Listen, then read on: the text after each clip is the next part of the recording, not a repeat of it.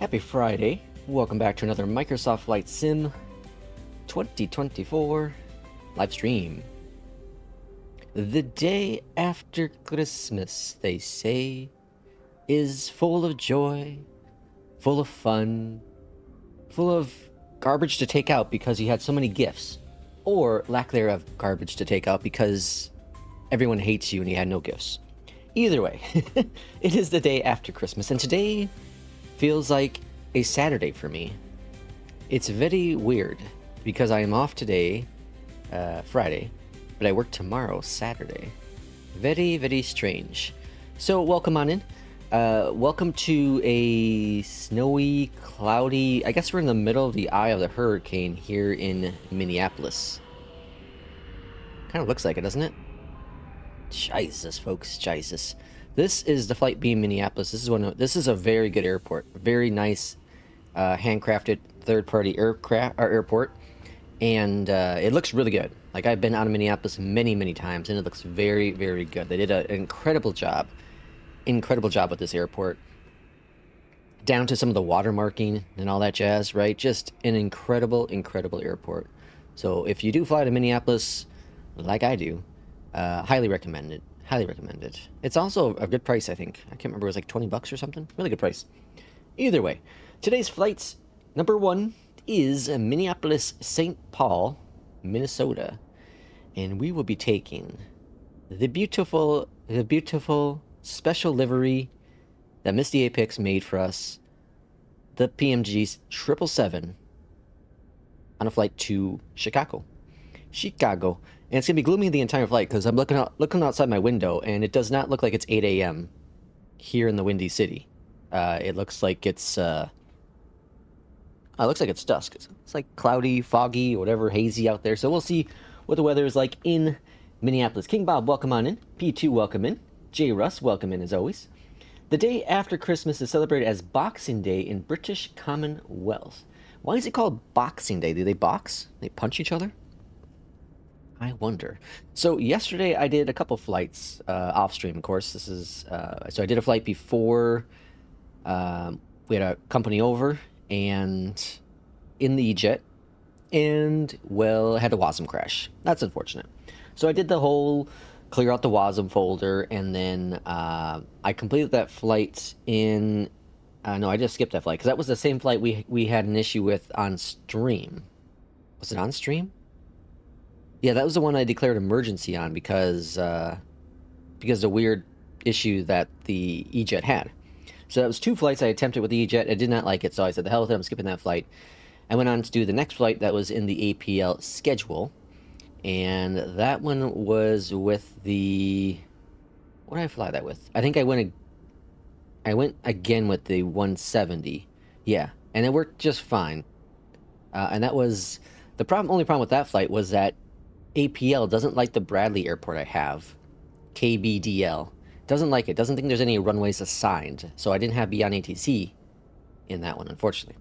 But then I went ahead and did a CRJ flight. And that one worked just fine. Oh shoot, I accidentally deleted a message by King Bob. Oh no, what the hell?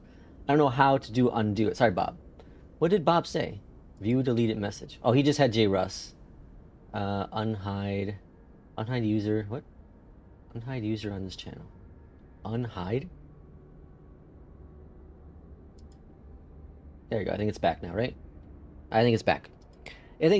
Okay, so welcome on into the stream again. We're going to go ahead and get Flo. Hello, Flo. How are you? So Minneapolis to O'Hare. It's not 808 nautical miles. It's like 290 nautical miles.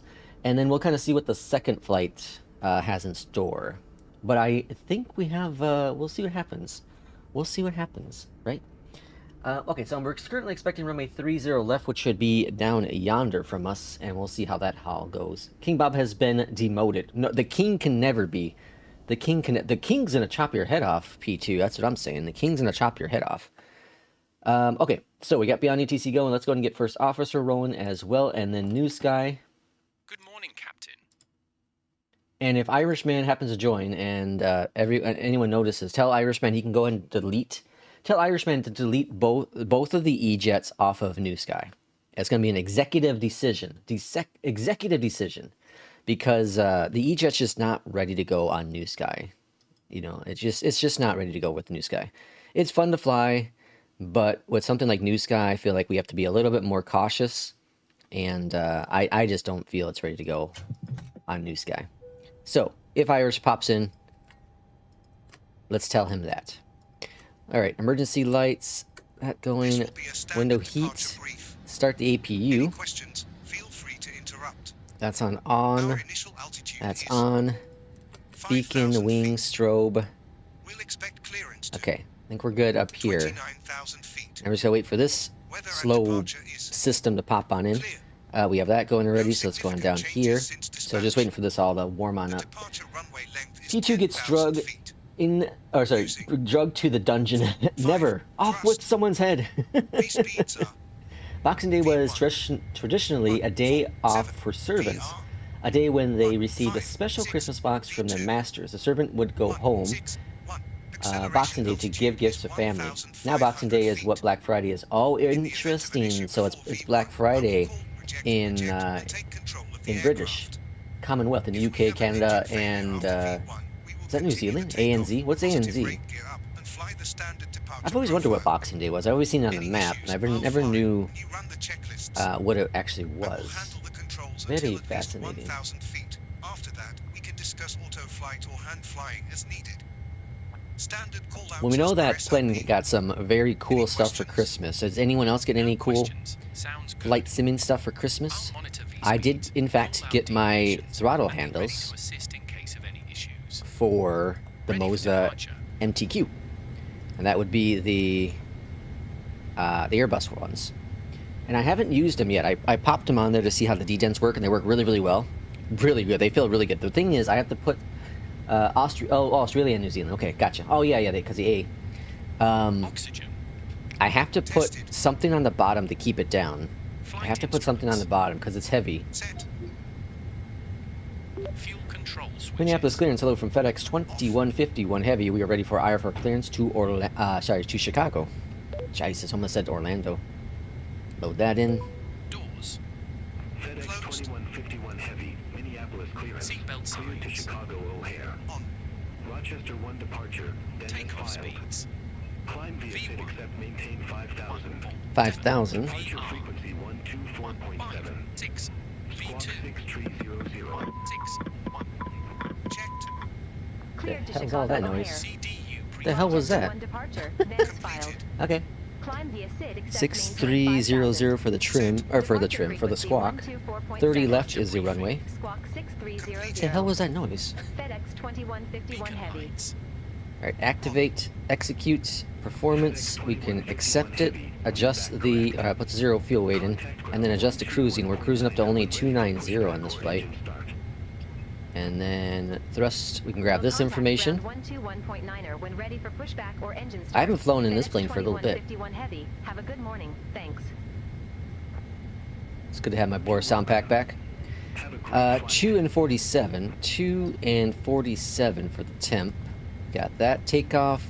Laps 5. CG at 5. That's all gravy. Clear all that jazz out. Departure.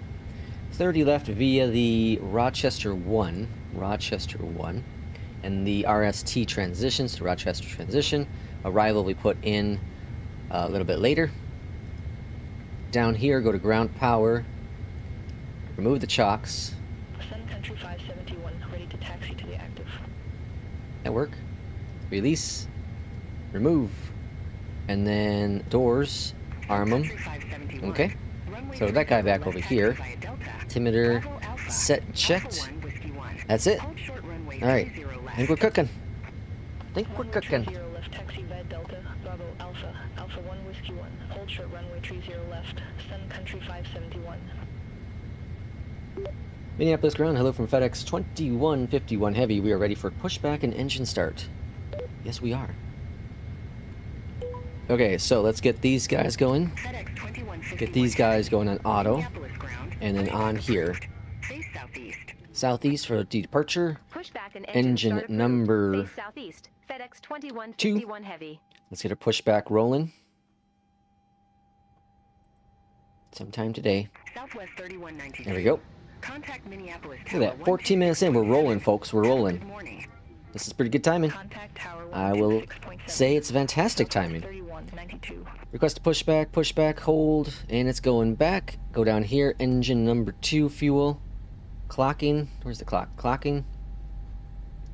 Alright, let's go on down below here. FMC in it. And we have 5 on the trim. Bring that trim on down to 5, which is easy to find, which is right there. Perfect. Okay, and then let's go ahead and get our checklist going here as well. So we got oxygen, all that jazz. Good. Beautiful. Looking grand. V speeds, trims are all set. Perfect. Execute. Normal. Recalls, that's all looking good too. Perfect. Normal. Flaps are next. Engine 2 started. Engine 2 is started. Engine number 1's next.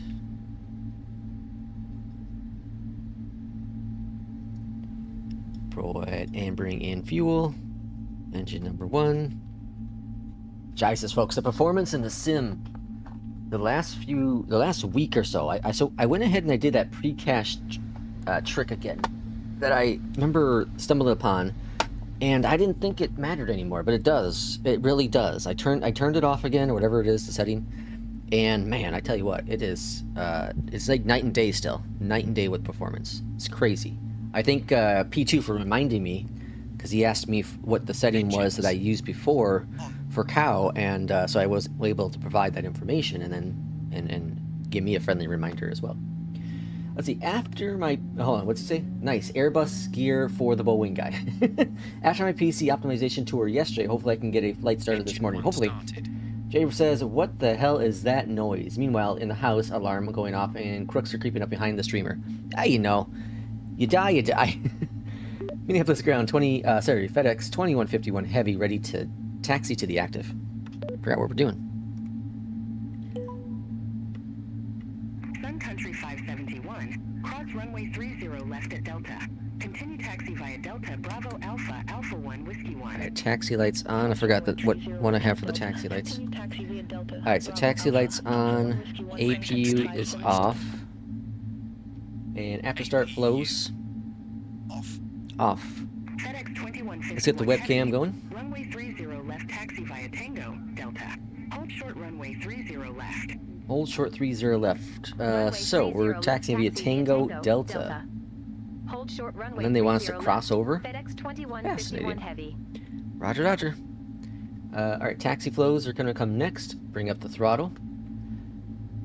Glad we got past that and EJET nonsense. Time to fly only FENIX, PMG, or Inabuilds. No, I'm flying that. I'm determined to fly the EJET. I've had fun with the EJET. I think it's one of the things where it might be best to like do a WASM folder clear out, at least for the time being. But now I was over on 757 Spy Discord, and Polya was saying that a lot of people are reporting WASM crashes in all sorts of planes ever since Sim Update 4. Ever since Sim Update 4. And I know people have had the WASM crashes with the 350. Some even had it with the 738. Obviously the EJET. Kip apparently had it in the CRJ. So it may not be actually EJET issue. It may not be the EJET, folks. It may not. I'm not blaming it on the EJET. However, what I am blaming is I'm blaming the community for me continuously pushing for the EJET, because you know what? I like it. You all suck.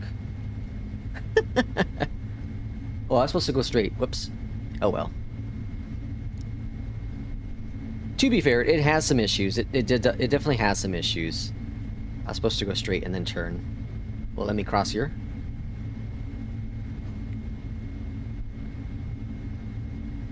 I'm not sure if they want me to cross there. I'll go down here. Whoopsie daisy. Here, Delta's up here. Oh no, this is Charlie and Delta. Next one. Flaps. We gotta get flaps going. Runway 30 left at Delta. Continue taxi via Whiskey Delta. Hold short runway 30 left. Alright, throttle's coming up a little bit. Runway 30 left at Delta. Continue taxi Alright, via clear. Whiskey Delta. So we gotta hurry up because there is a plane taxiing there to 30 left. It's weird that they don't just let us go all the way down through Whiskey here.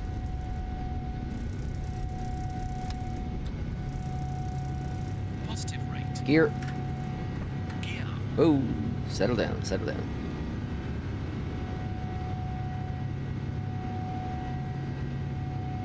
Need a little bit more trim there, I guess. 400 feet. 400 feet. Let's go ahead and swing over to the left. 151 heavy. Contact Minneapolis departure. Vertical navigation. Contact Minneapolis. Watch the speed, watch the speed, watch the speed. We're a heavy bird, we're a heavy bird. Remember, we're in cargo. Minneapolis departure. Cargo you can't be as aggressive with. We're not no 738. No EJET. Can't go 5,000 feet a minute. That was crazy. 151 heavy. Minneapolis departure. Radar contact. Clear direct Farmington. Resume the Rochester 1. Alright, we're direct to Farmington. 14,000. 14,000. Clear direct Farmington. Resume the Rochester 1. Climb and maintain 1414. Alright, first notch of flaps are up. 2151 heavy. Watch the speed, watch the speed, watch the speed. Bring it on down, gently. Watch the speed, folks, watch the speed. Hold on, let's watch the speed, trim it down. I know your speed's low, I don't know why we're going so slow. Bring it down, let's gain some speed. Alright, under control now, under control. I might have got a little too happy with the flaps there, a little too early, Alright, now we're looking better, I like it. Feeling good, feeling great. Oh, is it? No, looking good, feeling great. There we go. Okay, we got it.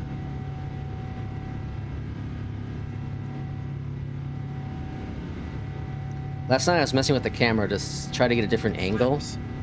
A better angle. But, you know, then I saw, you know, my little toes are going to show on the stream. And if I'm not throwing my toes out there for free for people to watch. That's going to be only on the only flaps page. Flaps up. Only on the only flaps page, man. No free toe pictures here. United 2341. All right, looking great. Let's go AP on. Let's go on down here. Farmington direct. Execute that. Let's go to normal. Normal. All right, here we go. And then we're direct to Farmington. Let's go LNAV. Navigation. We can go webcam off. Passenger signs on. That's fine. Okay. We're on our way. We're on our way to deliver the late minute, or the late Christmas presents for people. Here's the crazy thing. I read about this. You know, I learned so much news from FedEx. I work for FedEx, but I learned so much news via Reddit than I do actually for the company I work for.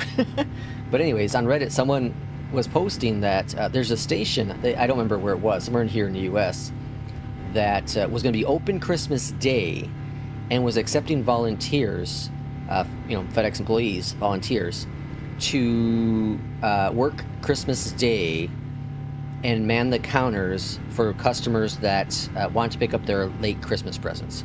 Because they couldn't get the plane in for 2 days, so there must have been some weather issues. And maybe it's something to do with the MD-11, you know, because they were contracting out some of the planes. So I found that rather interesting, because FedEx, we don't make people work on Christmas Day. It takes a lot. Irish man's going to get rid of the EJET's perfect. I used Chase plane yesterday, and I have a feeling my CRJ throttles broke because of it. I need to learn the CRJ. I think Chase plane is reason for these WASM crashes. I don't think so. I don't have it installed, and I had a WASM crash yesterday with the EJET. It was only the EJET, but Kip had the WASM crash. I heard that Captain Canada had the WASM crash with the EJET as well. So there might be something. There might be something behind it. Again, I don't want to blame Chase plane. It's an experimental build, so it's, you know, you take your own risks, just like the EJET. Take your own risks with it. CRJ is amazing since V2 version. Learn it. It keeps you on your toes. Yeah, I had fun flying it yesterday, and I was thinking about doing that for the second flight today. I can't remember what the second flight is, but I have a feeling Chase plane is breaking stuff, but I like it too much to remove it now. Oh heck yeah, I was kept on my toes yesterday when I took off immediately, oversped air, had no idea what to do, so I quit.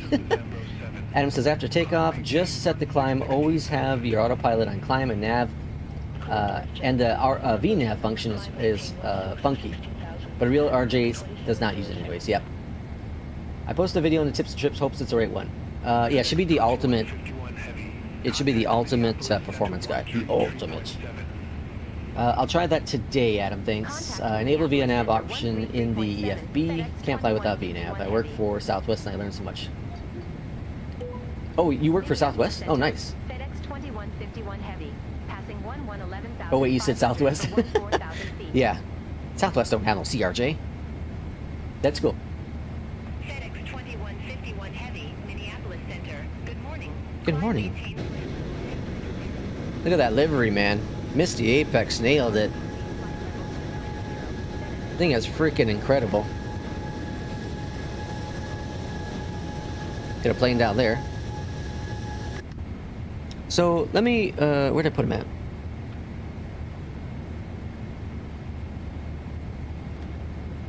There we go.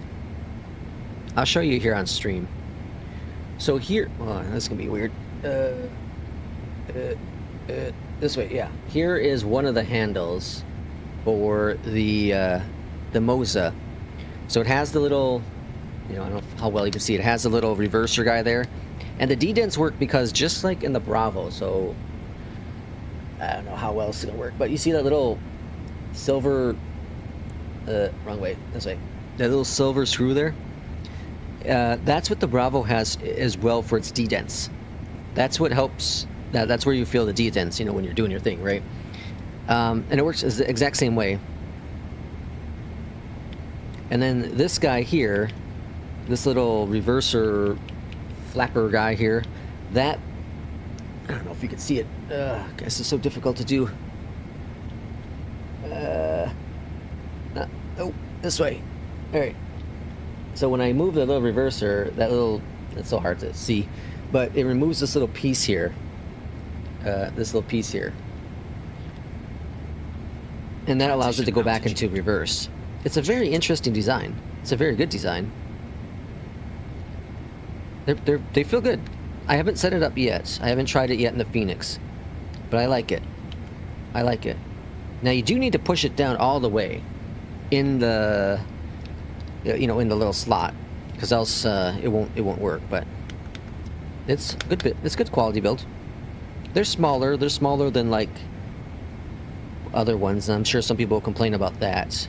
I can understand the complaint with it, but you know, compared to the Boeing ones, like the Boeing ones are gigantic. These are so tiny. I don't know. And the flap handles and all that stuff, like they're you know, your typical things. Nothing really unique about it. Although I might use the speed brake ones. They come out at a different angle. I kind of like that. I might use kind of like a mix. Might have a mix set up here. Now the thing I do wish is I do wish that you could remove the D-dent. I wish there was a button to remove the D-dent, because I would, if that was the case, I would probably use the Airbus handles for everything, because I do like them. But like I said, I got to put some Velcro or something on the bottom of the base of the MTQ, because else it wants to kick up. Because to go into reverse and for the D-dents, it actually takes pressure. It's a serious amount of pressure. You can hear a fine click. It's really, really cool. It's really amazing the amount of pressure you have to give to each one, and the D-dents feel incredible, just incredible. I'm very happy with it. Do I know I'm just a Canadian flying in Igloo and drinking maple syrup for food? That's what I kind of thought. I don't know about that. Mike, welcome in. No, I do dispatch, so the person that sends the pilot their OFP. Oh, that's cool. That's awesome, Adam. That's like the levers for the bus from Flight Sim Factory. Oh, really? I said that Christmas is over. It was good though. Got except one thing, but it was okay. You got one present, Mike? The gate for reverse. Yes, the gate for reverse. I hope Flight Sim Factory makes levers for the MTQ in 2026. That'd be interesting. That'd be interesting.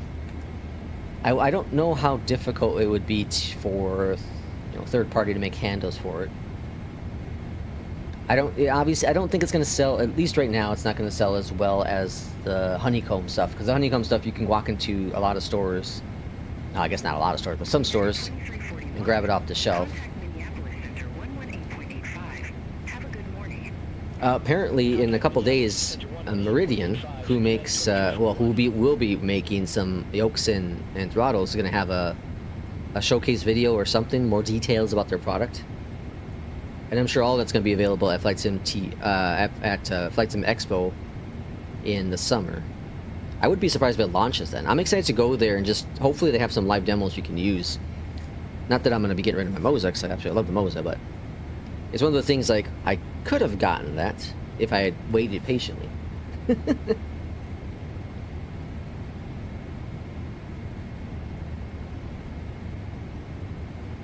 Oh, Adam, teach us how to read the SimBrief OFPs.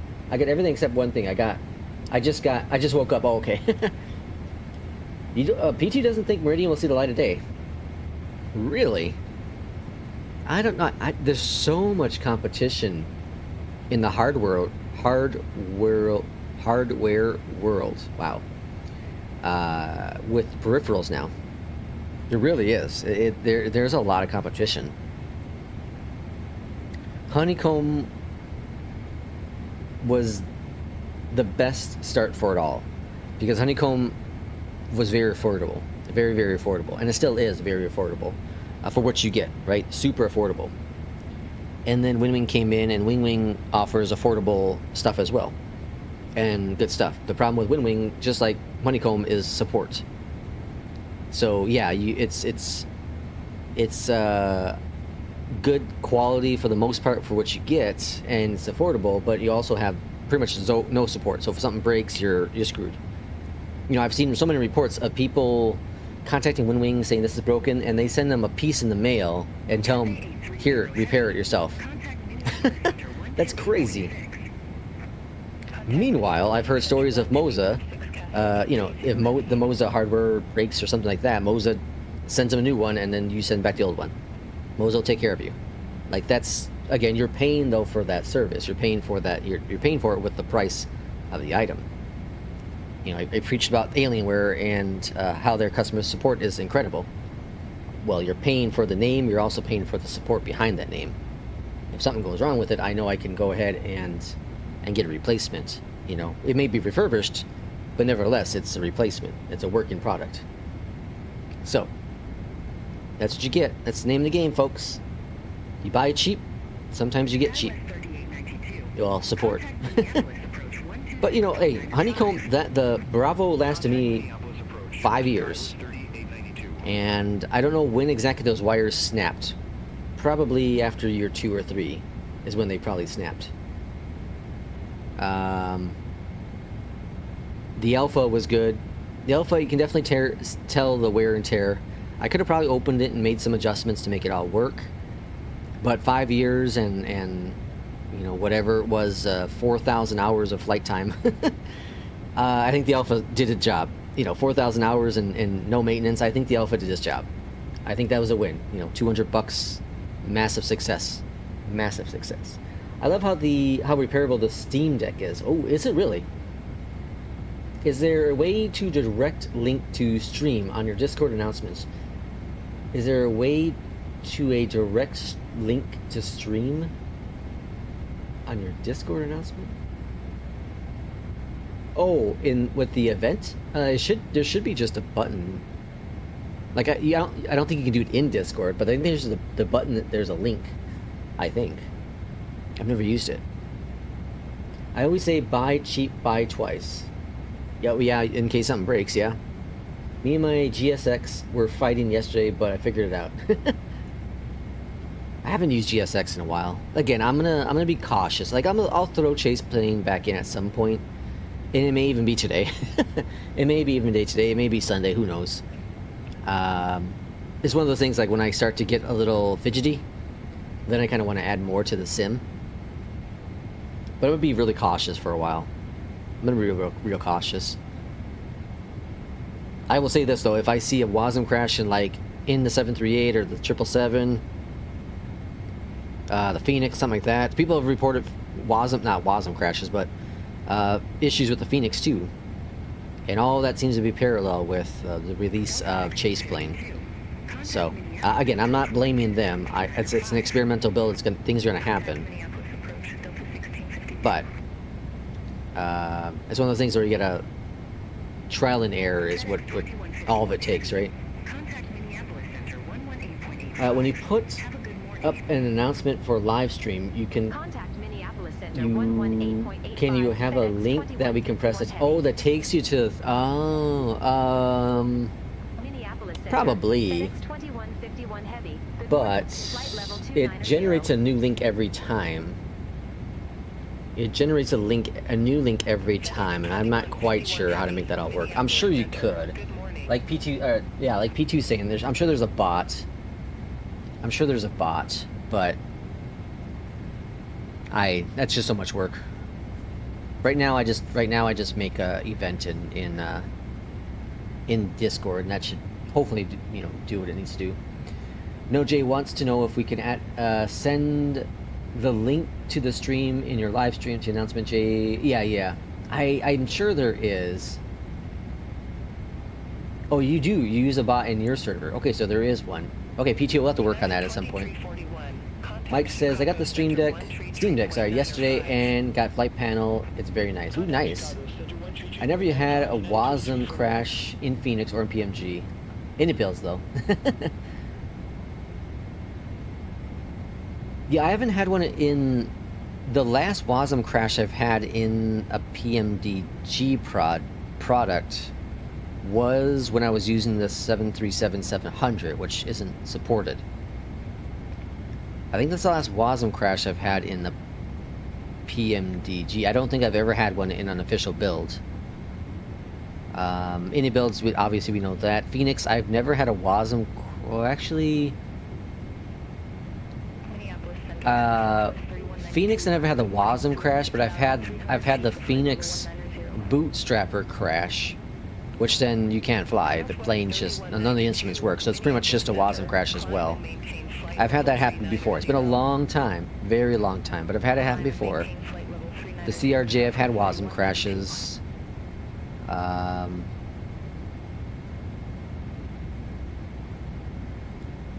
Trying to think of any other aircraft I might have. I've never had any WASM crashes with the 306. Yeah, definitely never had a WASM crash with 306.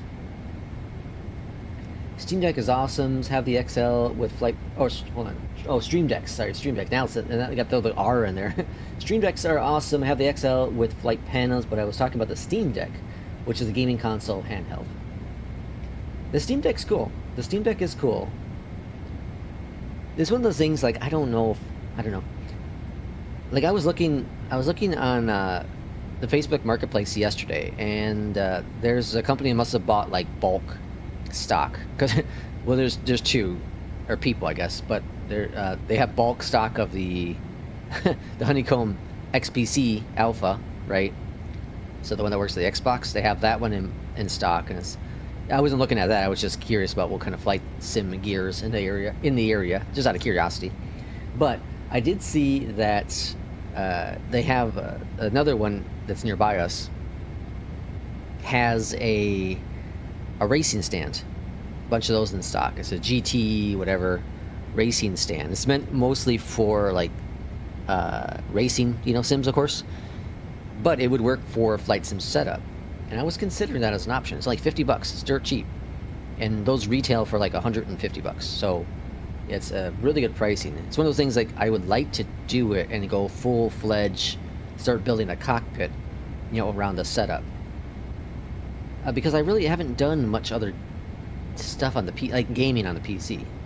The only thing that kind of keeps me away from doing it is because I still need to edit videos and all that jazz, and with going like a full cockpit, I essentially need to do a second PC, and that's just so much work and too much cost. So I'm not sure. Both the decks are cool, but not as cool as my backyard barbecue deck. Me and my neighbors did a deck measurement, a deck measurement contest once. It wasn't such a contest ultimately. I don't know if the word is it really supposed to be an E or an I with the deck? Deck to halls with halls. FedEx 2151 Heavy. Contact Chicago Center Tree 905. Well, hopefully everyone had a great Center, Christmas. 33905, FedEx 2151 Heavy. Take care. 2151 Heavy. Contact Chicago Center 33905, FedEx 2151 Heavy. Take care. Well, hopefully everyone had a great Christmas. Take care. Take care. Chicago Center, FedEx 2151 Heavy, flight level 290. We had some FedEx 2151 we had some chicken, we had some ham, we had a lot of food. We had a lot of food.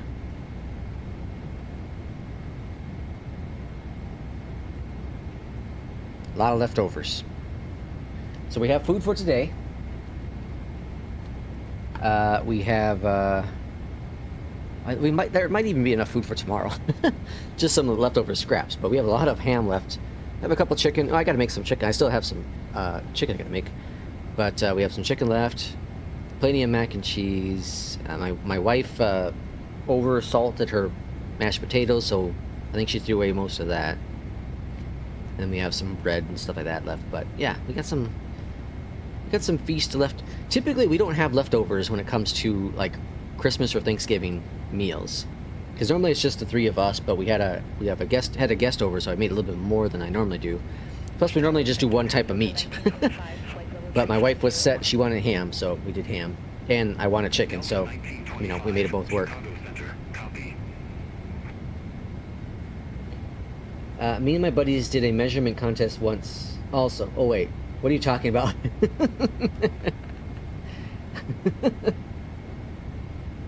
Okay, so we're expecting runway 27 center. We'll see if that sticks correctly. The winds are 250 at 3, so that would make sense. That would make sense. But the visibility at O'Hare right now is pretty crappy. 5,500 feet off the ground. Overcast at 200. So it's going to be a limited visibility, so it should make it for a very interesting arrival into O'Hare. I bring the big deck energy in my street for sure.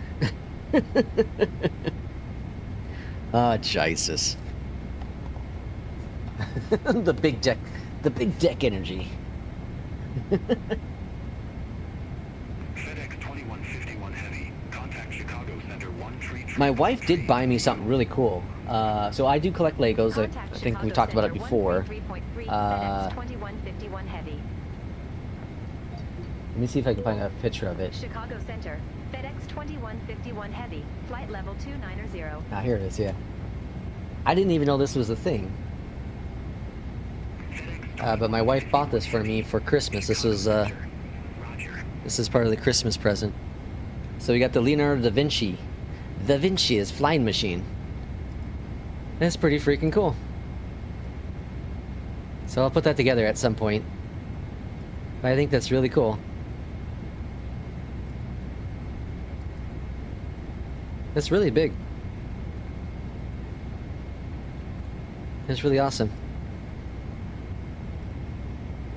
She knows me too well. She knows me too well. So yeah, I'll put that together at some point. I think it'd be really a nice, really fun thing to do. Reset altitude. Roger.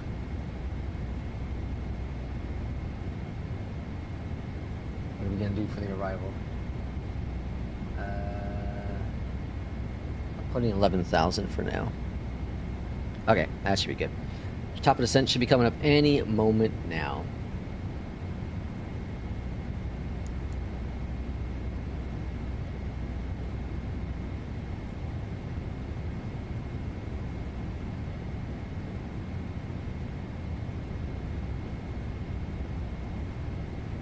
Man, this is beautiful looking.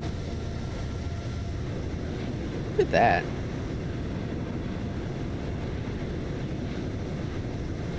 Tell you what, I don't think we really need any of the added weather atmosphere stuff in Flight Sim. Like it does add in some things, but default is really impressive. I have Rex Atmos. I don't know if it works with Sim Update 4 yet, but I don't know. I don't think I'm going to install it. The more and more as time goes on here, I'm feeling that J. Russ and Irishman they have been correct in all this, which is less is more. I'm truly believing that actually is legitimate. There are some things that I will not fly without. FedEx I love having flow. Then via Flight 7 arrival. Alright, cool. There's our top of descent. 27 center via Flight 7. Okay, so Descend via Flight 7 arrival. Chicago O'Hare 27 landing runway center. 27 center. Altimeter 2964. FedEx 2151 heavy. okay, so the comms are gonna be 11.9, which automatically set. Chicago Center. Expect to go pack tree. We don't do course on this aircraft. Expect to go pack tree, Minimums runway are 79, 853. 06. That we do.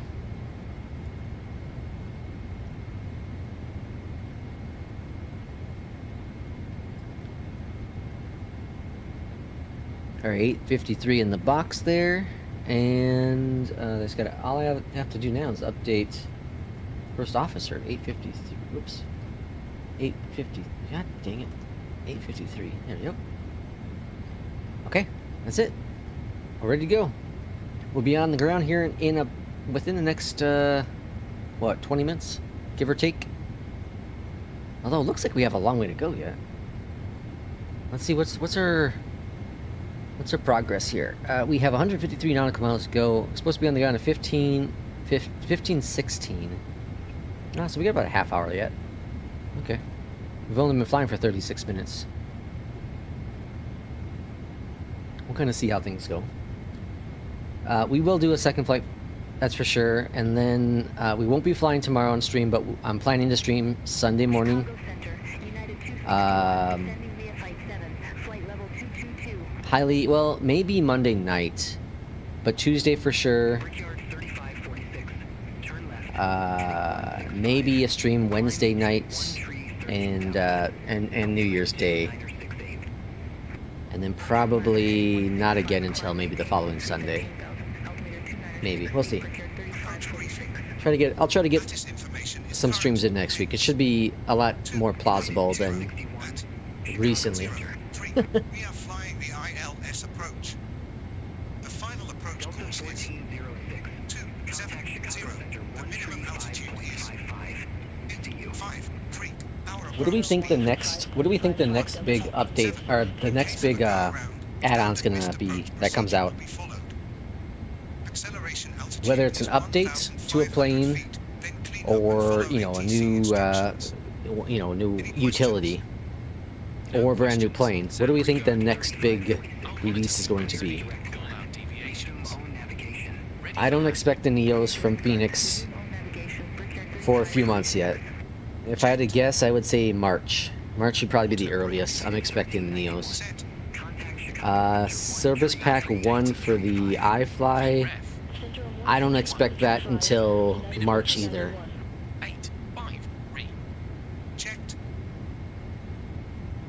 What else is there? I don't expect the...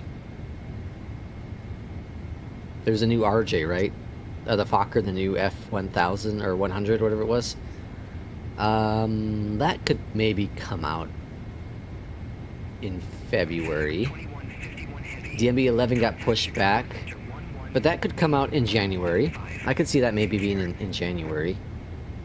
Contact Chicago Center 118.7. I would assume we're gonna see 2151 Sim Update 5 beta starting in January. Chicago Center. We'll see what FedEx new Descending features via that Flight offers. 7, flight level P2 232. says the Neos and Rex Atmos Sim Update 4. Yeah, Rex Atmos, yeah. I'm surprised that hasn't come out yet. Like, what did they change? What did Asobo change so much that's caused issues with the Atmos? 396 Romeo. Contact Chicago Center 133.905. Have a good one. Center on 133.905, November 7396. I just don't know what they would have changed. They didn't change the weather engine or nothing like that. So what did they change behind the scenes that has caused so much issue with Atmos?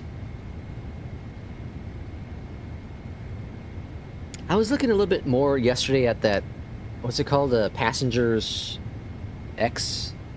What's it called, Passengers X, right? Someone, I can't remember who it is. Someone here in our community has it, and I like the idea behind it. My only thing is, it doesn't have, So what would be cool? What would be cool is if, I guess this would be kind of tough for the developer to do. But if you could take an airline, a current existing airline, and build it from the ground up, right? There are, like, sport games. Sport games, you take over a team, right? So, what's going on here? It just ends. The contrail just ends. So you take over a team. Let's say you take over the Chicago Bears, right? And you're drafting players now. You're you're coaching, all that jazz, right? You're in control of that entire team. You're in charge of the destiny of that team. It'd be interesting if you can do that with Flight Sim as well. So you have all the major carriers in the world. You take over. You now become the manager, the owner of Southwest Airlines. And you have all the routes, you have all the planes, and all of it is done AI. You know, all the planes, all the routes move. You can just jump in as you know, there's like what is it? Shoot, what is that game where you can take control? Everything does this thing. You just jump in if you want to, and you can take control of that, of a player or car or something. I can't remember what it is now. But like, that's how some of the sport games are. All of them are. You can simulate it all, or you can play, like, you can simulate a season. So like, there's different modes. There's the one where you play every game. There's the ones where you're just a GM, so you don't play any of the games. You just manage the team, right? Or if you want to, you can jump in and play any game you want to. Instead of simulating the game, you can play the game. That's what I kind of want with Flight Sim. Have all the airlines out there, and you take over an airline. So if you want to fly for United Airlines, you're competing against all the other airlines. You're not competing against multiplayer, but you're competing against other airlines, and to be the most profitable, you know, most successful, and all that kind of jazz. Steal passengers from the other airline. So you're flying for United Airlines, or you own United Airlines. And if you want to, you can, at any point, you can choose one of the flights and you fly it, right, in the sim. It would add just a whole extra layer on top of Flight Sim. Because like Flight Sim First Officer, you are the pilots, and you're flying the routes. And APL, you're the pilot, you're just flying the routes. This would really add on to the additional layer of things. I don't know if people actually want that. Because there are games out there. There's like the airport sim where you're the baggage handler, which I want to buy. I should probably buy it while it's on sale now. I keep on saying I want to buy it, and I just never buy it. That'd be a fun game to try. Not sure it'd be any fun on stream, but it'd be fun to try out.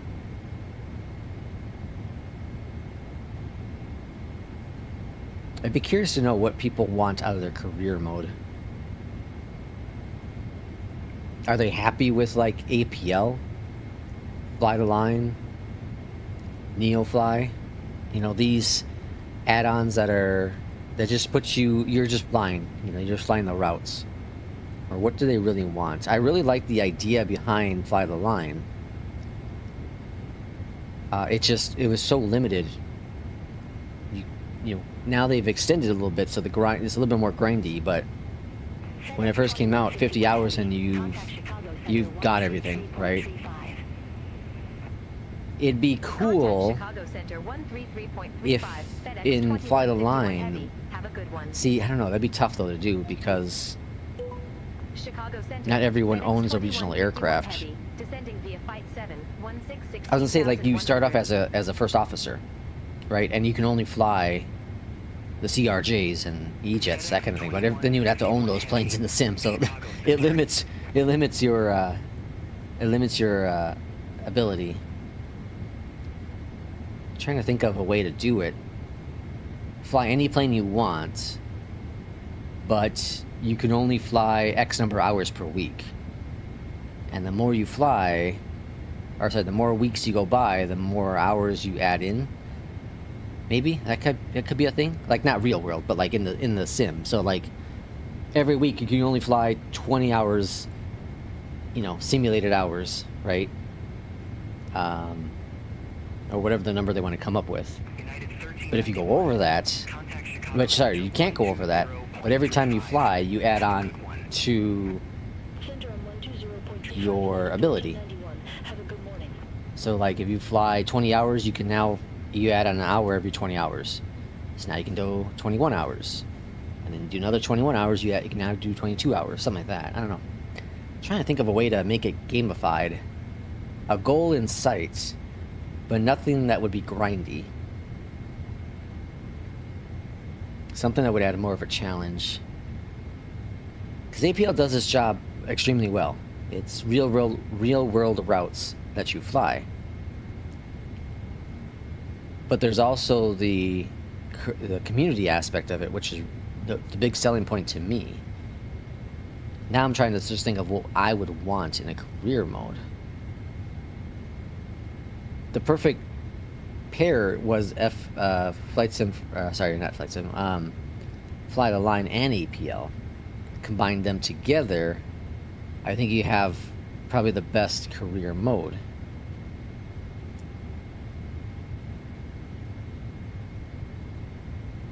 But I don't want to build an airline. I don't want to build my own airline. I want to continue flying another company's airline.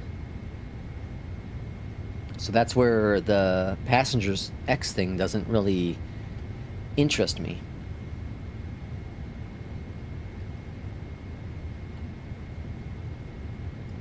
I don't know. Career modes, I think a career mode's very difficult to do. Because you have the one built in Flight Sim 2024, which is interesting, but also limited. And it doesn't have any real world routes in it. And I wonder why. Because it's all randomly generated flights.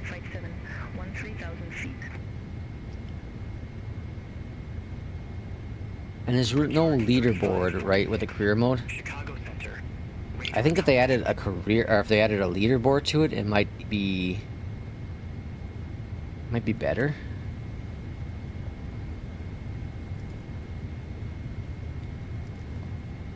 Let's see. Let's go ahead and put in 3,000 in the box. I don't know. It's an interesting thing to think about. All right, coming up on 10,000 feet. I'm gonna actually.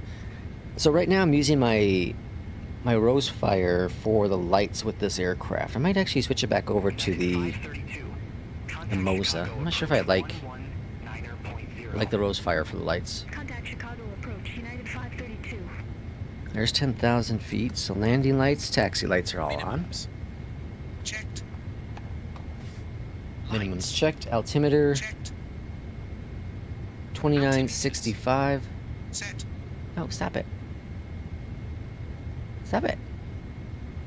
Alright, 2965. Okay, so the weather's getting slightly better in Chicago. We got broken and we have overcast still. But the visibility is slightly increased. Slightly. I mean ever so slightly. 458. Good morning. To 13,200 feet for Passing 15,000 10,000 feet. 10,000 feet. SkyWest 5458, Chicago Center. Good morning. Climb and maintain flight level 300. Climb and maintain flight level 300 SkyWest 5458.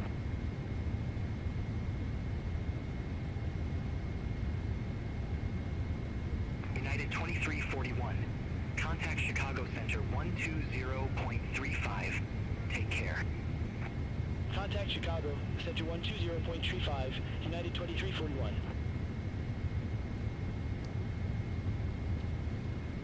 B2's leaving for the gym. I need to start working out. I'm adding on too much weight. Which is good because United 261. several years back I was way too thin. 120.35. See you. Contact Chicago Center. Well, I think a lot of my weight, not a lot, but part of my weight has been muscle weight as well. Just being more active. Alright, we're going to swing over here to the south. I'm going to go back east. Come on in for the arrival. Contact Chicago approach 119.0. Have a good one. Contact Chicago approach. FedEx 2151 Heavy. Getting a few stutters here as it loads in Chicago down below us. Approach. FedEx 2151 That's heavy, expected. 8,000 It's gonna happen. You're gonna load in all the traffic, right? FedEx 2151 Heavy Chicago approach. Good morning. Altimeter 2965. Expect radar vectors for ILS runway 27 center. Altimeter 2965, expect radar vectors for ILS runway 27 center. FedEx 2151 heavy. FedEx 2151 heavy. So I did apply 5,000. I did apply for 3 airlines in APL yesterday. Descend, maintain 5,000 As much feet. as Altimeter 2965, United FedEx has worked 2151 okay, heavy. it's still, it does a lot of the longer flights I don't care for. So I'd apply for FedEx, UPS, and Delta. And I got accepted into FedEx and Delta. So now I have to make that hard decision again, of which airline I jump over to.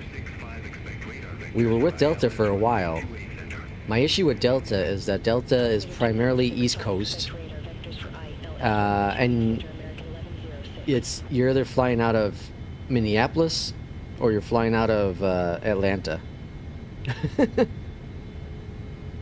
So similar to American, you're flying primarily out of Dallas, right? What I like about the FedEx routes is that FedEx is global, so you do get a couple of those unique routes in there. Like we did a couple of Japan routes, Mexico, right? I really like that.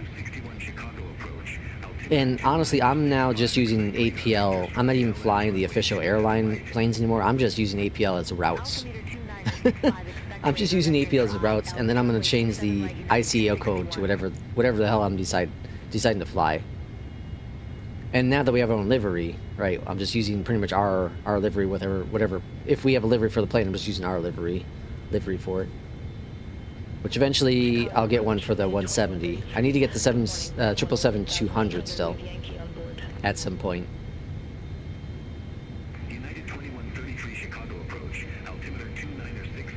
We're getting some stutters here on arrival, but again, I think it's loading in beyond ATC traffic below us.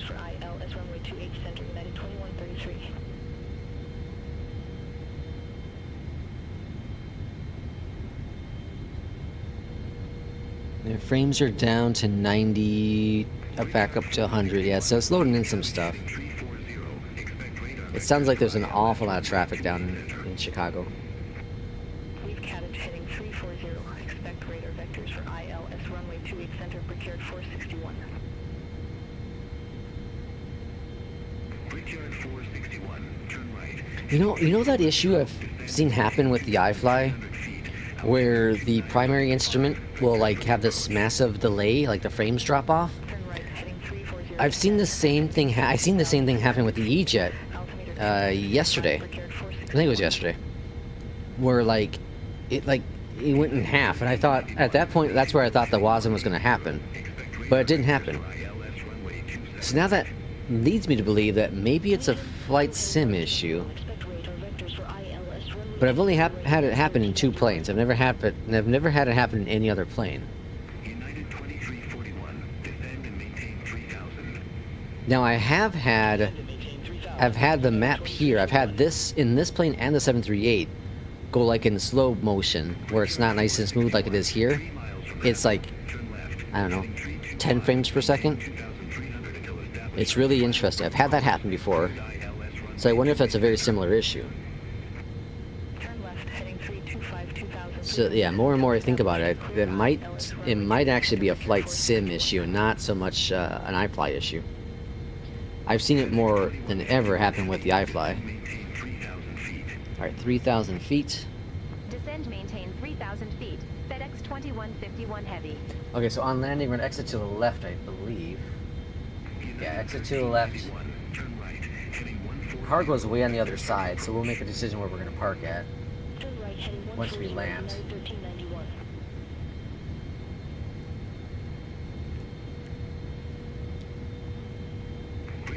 At Jumbo, we want to be at 4,000. Over to tower 120.75, Brickyard 461. United 1391. I suppose I could do 3,000 in a box. Turn right, heading 240. Maintain I All right. It's going to be an interesting arrival, folks. Very interesting arrival. Altimeters are still 2965. Visibility is 141/45 meters, so it's pretty crappy.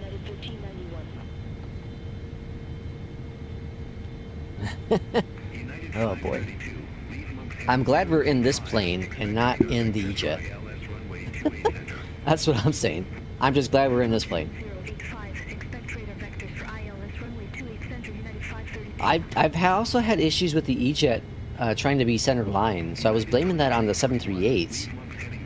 But I also had it with the CRJ, so I wonder if Sim Update 4 screwed something up with the ILSs. Because I'm pretty sure there was I think it was Flight Sim 2020, there was an issue where they broke the ILS approaches for like all the airports.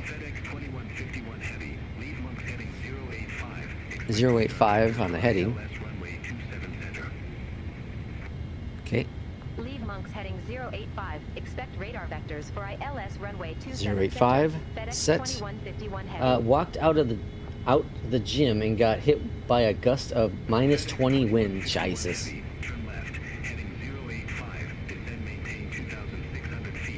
2,600 feet.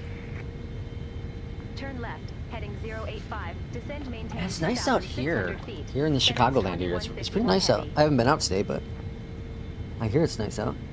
Chicago approach, Brickyard 3546. Good morning, 9,000. All right, here we go. We're gonna be in the suit pretty much for the rest of the flight, so enjoy the scenic. Oh, I guess we got a little bit to go yet. Puffy clouds. The puffy clouds. So are like content creators still flying the 738 primarily? I'm curious. I haven't really watched anyone the past week.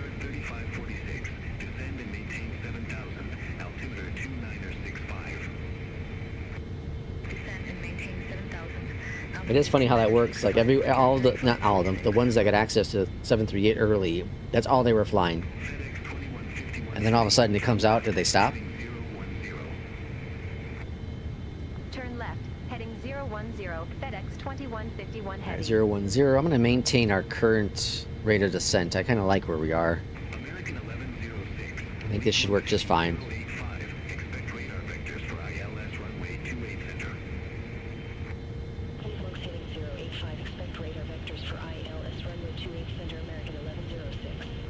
There are checks during the mail. I don't know. I find it hilarious. The whole thing is just comical. Like I understand the concept of you need to, if that's what's making the money, that's what's making the money. But also like, you should be flying the planes that you want to fly because you're interested in flying those planes, not because you feel necessary to fly those planes, right? Like, there's very rare occasions where I'll fly a plane because everyone's like, oh, we need to fly that plane. You know, I took the 350 out. It took a while, but I took the 350 out because people were saying, oh, the 350 is much improved. Oh, let's give it a shot and try it. You know? But like most of the times I fly, it's because it's a plane I'm going to fly. I'm flying regardless, I'm going to fly. Turn left, So I'm like, might as well stream it if I'm going to fly it. Cleared ILS runway 27 center. FedEx 2151 heavy. Alright, speed come back to 10. Approach mode on. Approach mode is armed. Localizer is captured. Glides hopefully be next.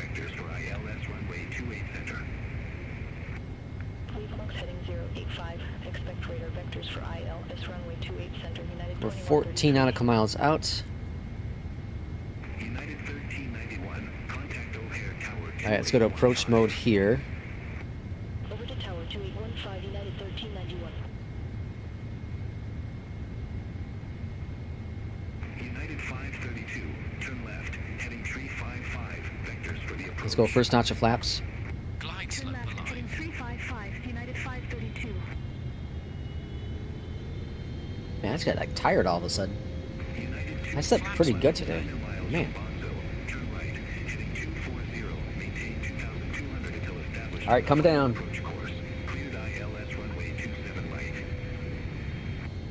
Turn right, heading 240, 2200 until it's Alright, we're gonna be in the soup for the entire rest of this landing. once you enter it. 546. Descend, maintain 3,000 feet. Should be any second now. Descend, maintain 3,000 feet. And we probably won't be able to see the runway until maybe minimums. Maybe. 532. 3 miles from Hazel. Turn left. Heading 290. Alright, they cleared us for the ILS, which we're on. Final approach course. Flaps coming down to 5. Turn left, heading 290, 2,300. Winds are 2.6 right now, but on the ground they're going to be at 3, so it's going to be pretty calm with the winds. We just got to deal with the visibility. Glide slopes captured. Perfect. Alright, speed's coming down. We're going to be landing at 146. I'm going to clear out frame gen because I think that's causing issues. Nope, just something else going on. Wow. I think there's a lot of traffic in Chicago. Contact Tower 121.15, FedEx 2151 Heavy. Okay, O'Hare speed's Tower, looking FedEx good. 2151 Heavy. 2500. ILS runway 27 center.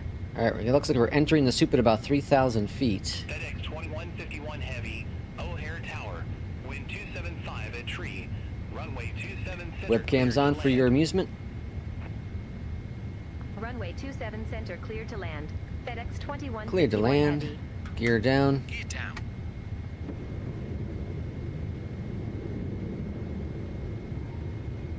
O'Hare Tower, United 2341, ILS runway 27 center. Flaps 15. United 2341, O'Hare Tower, Flaps continue. 15. Wilco, United 2341. Flaps 20. Speed coming back. What did it say on the speed? Flaps 20. 146. 146. 25 flaps.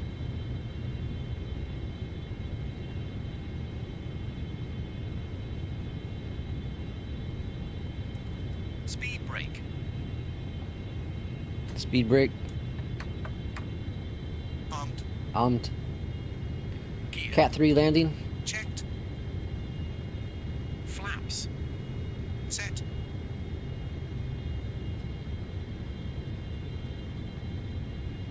Alright, 146 in the box. Holy crap.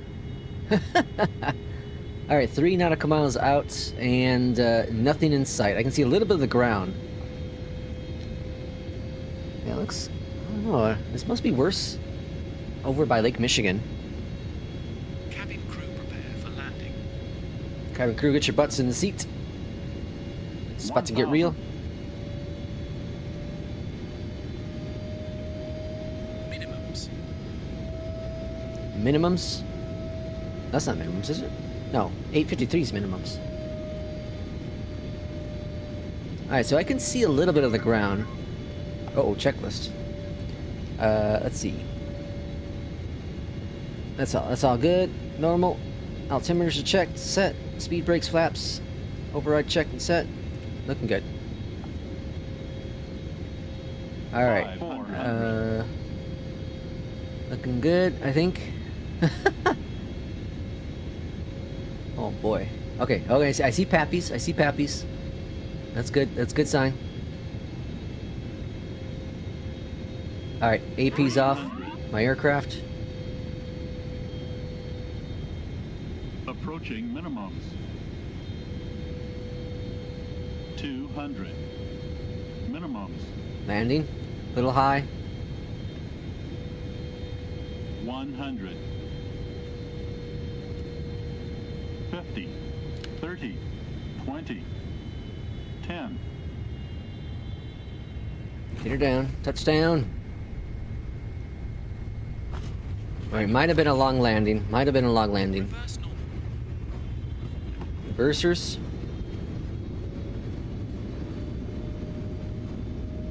Ah, it wasn't so bad. You've had scarier landings.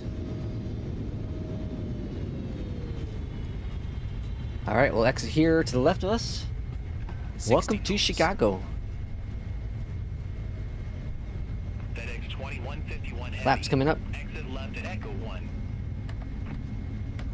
Exit left at Echo 1, FedEx 21. Speed brakes are stowed, landing lights are off. FedEx 21 Yeah, that wasn't bad at all. Heavy. Contact ground 121.75. Ground 121. Yeah, Gooby, that's pretty good. FedEx 21. I'm satisfied. United 359. It might have been a little bit. 27 left taxi via Alpha. Whoa, you guys United. Papa Papa. It might have been a little, Runway 27 left via Alpha Golf, Papa Papa. a little heavy. 359. Got an EJET in front of us here.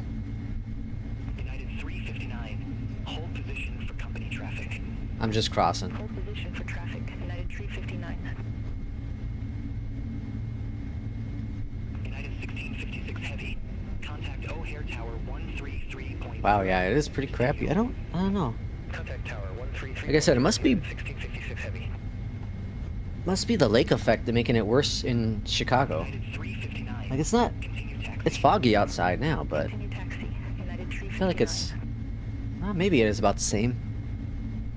Precare 36. Yeah, like, Gate Charlie probably. Plus pushback and engine start. It looks more gloomier out in the sim, more gray. United 532. It's more purple. Foxtrot 24 taxi via Papa. That's where Atmos I think helps the most. Well, at least in 2020, is it help with the colors. Gate Foxtrot 24 taxi via Papa 2 Papa, Delta Delta. Full short runway 28 right, United 532. All right, we're just gonna park over here in United Land instead of going all the way down to cargo. Start approved. Face northwest. Pushback approved. Get on our second flight of the day. 668. Which again, I can't remember even where the hell United 18 that flight is. ready to taxi to the active. United 1879. Runway 27 left taxi via Alpha, Golf, Papa Papa. Runway Where's 27 that left via United? Alpha Golf, Papa Over there. Papa, Okay. United 1879. Make sure that we're not killing them. The cargo versions. United 2341. All right, so parking brake is set. Over here to the left-hand side, let's go to ground, set the chocks, request the ground power. Let's go and kill out Beyondatc. Okay, so ground power should be on. Down here below. Cut off engine 1 and 2. Let's check our scores. So we'll start off with the NewSky as we typically do. Close out NewSky. And give me a 10, buddy. Give me a 10. Yeah, I'll take it. 10. How was the landing rate?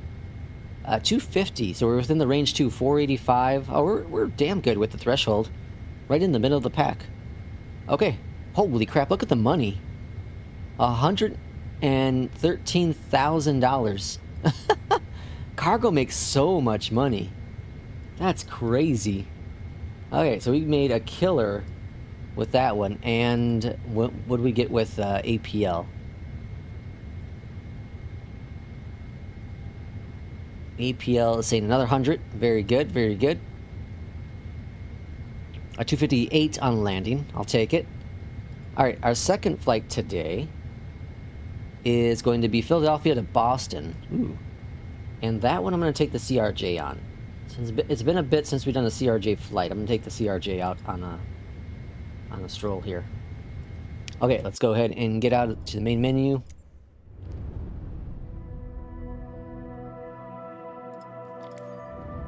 CRJ time. We don't have a livery for the CRJ, so we're going to go to the 700 and we'll do... Let's do, this is Philly. I don't know who flies out of. Let's do SkyWest. Let's do a Delta SkyWest. Alright, we'll get the SimBrief rotating here. So, SkyWest. Make P2 happy. If I don't change this, he's going to get mad.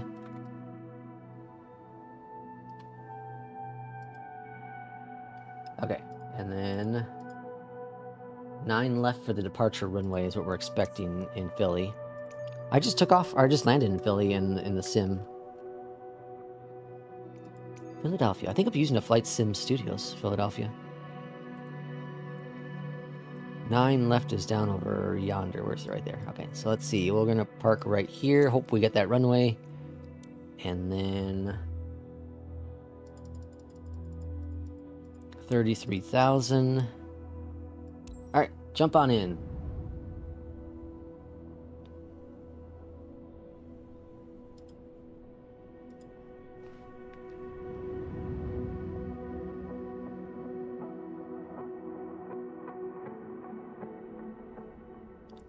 Looks like the weather is not as frightful. Although this weather is shifting probably to the east. The good old faithful CRJ. Why don't I have any of my keys working? What the hell? I thought I set my cameras. Oh, what the hell? Why does it do this? Okay, hold on. Ever since I reset my sim, everything's just kind of been screwed up with my key binding.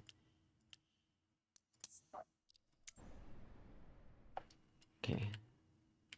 There we go. Okay, I was like, I thought I set them up in this plane. Okay, so we got that going, and then let's get NewSky going. So with NewSky, let's go to book a flight. I don't think we have the CRJ in NewSky, so we might not be able to do a NewSky flight. I don't think we have the CRJ. If my memory serves me correctly, we don't have it. No, we don't have the CRJ. Okay, so no, not a NewSky flight. But we got to get Beyondatc and First Officer. Because I did buy the First Officer pack for the CRJ.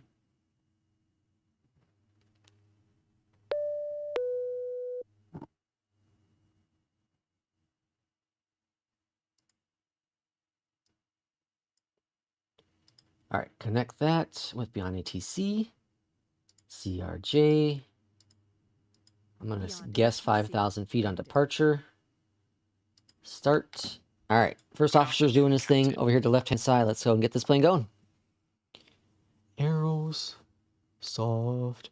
Okay, aircraft in place. Remove connected. Connected. Up here at the top. Battery all on. AC. I just go ahead and do the pumps right away. Get the APU firing up. All right, APU is doing this thing. Lights. And then I just go ahead and get the hydraulic pumps going as well.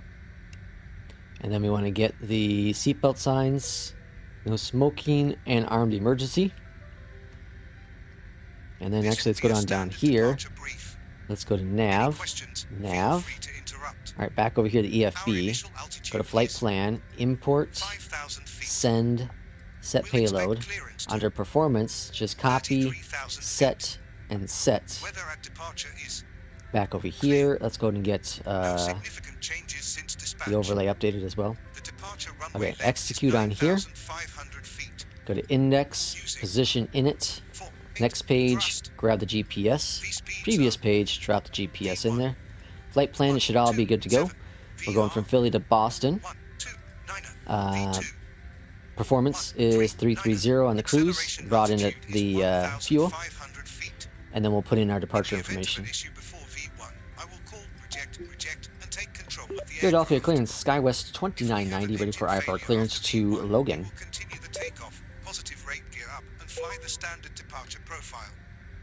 SkyWest 2990, Philadelphia clearance, cleared to Logan Airport. I will handle the controls Radar until vectors at least ditched, then is 1,000 filed. feet. After that, Maintain you can discuss 4,000. auto-flight or hand Expect flying flight as level needed. 330, 10 minutes Standard after call departure. outs as per SOP. Departure frequency 119.75. No questions. Squawk Sounds good. 4202.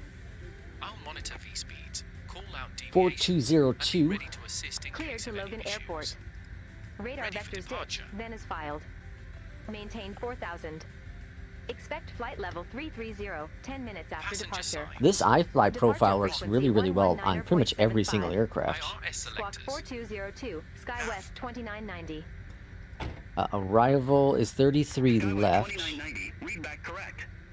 Contact So ground since I didn't 1219 have when Beyondatc ready for working on my pushback flight or with the exit. CRJ yesterday, Checked. I used the Moza force feedback. SkyWest 2990. And you know what? Like I said before, I'm not. I'm happy with not using it. Like I'd like to use it, but I'm content.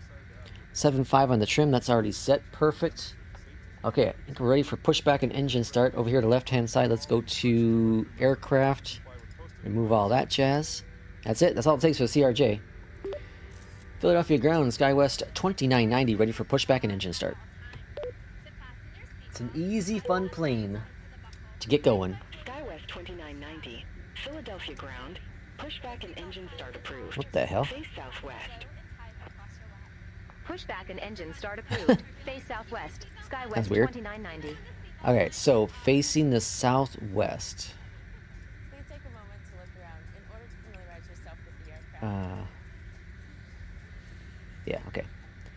So face this way here. Is equipped with 4 exit doors, 2 on each side of the aircraft. Enter. If the doors Request a open, pushback. emergency Release the parking exits brake. automatically. Hold. Pushback commencing. In a water landing, Engine startups. detach from the aircraft Hold down on this button here. location.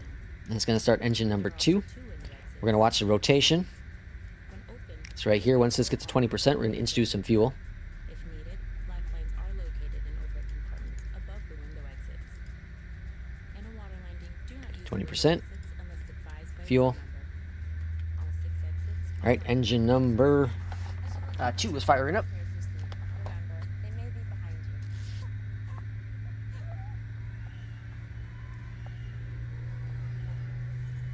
Flight directors are on. Engine 2 started. Forgot to do the clock. Almost got fired from Southwest. Come on, clock, clock. There you go. Alright, engine number 2 is available. Engine number 1 is starting. Same thing, 20%. Let's get our flaps down to 5.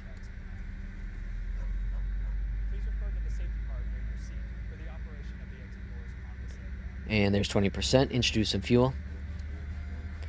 And arm the reversers. If necessary, an oxygen mask will drop from above your seat and ceiling compartments in the lavatories. Oh, this looks like a hell of a tip over, huh? Brickyard 3437, Gate Bravo 2 taxi via Sierra, November. Hold short runway. Yeah, it was trying to tip over. Engine 1 started. Trying to kill us. Via Sierra, November. Hold Alright, short engine runway number 1 9 is good to go. Brickyard 3437. Wait for the air conditioning, fans, probe heats. That's all good. Philadelphia ground, SkyWest 2990, ready to taxi to the active. Taxi lights on. APU. SkyWest 2990, runway 9er left taxi via Tango, Kilo, Whiskey. On. Runway 9er left taxi via Tango, Kilo, Whiskey, SkyWest All 2990. engines stabilized. Alright, then we're going to go down here and we're going to turn on the squawking.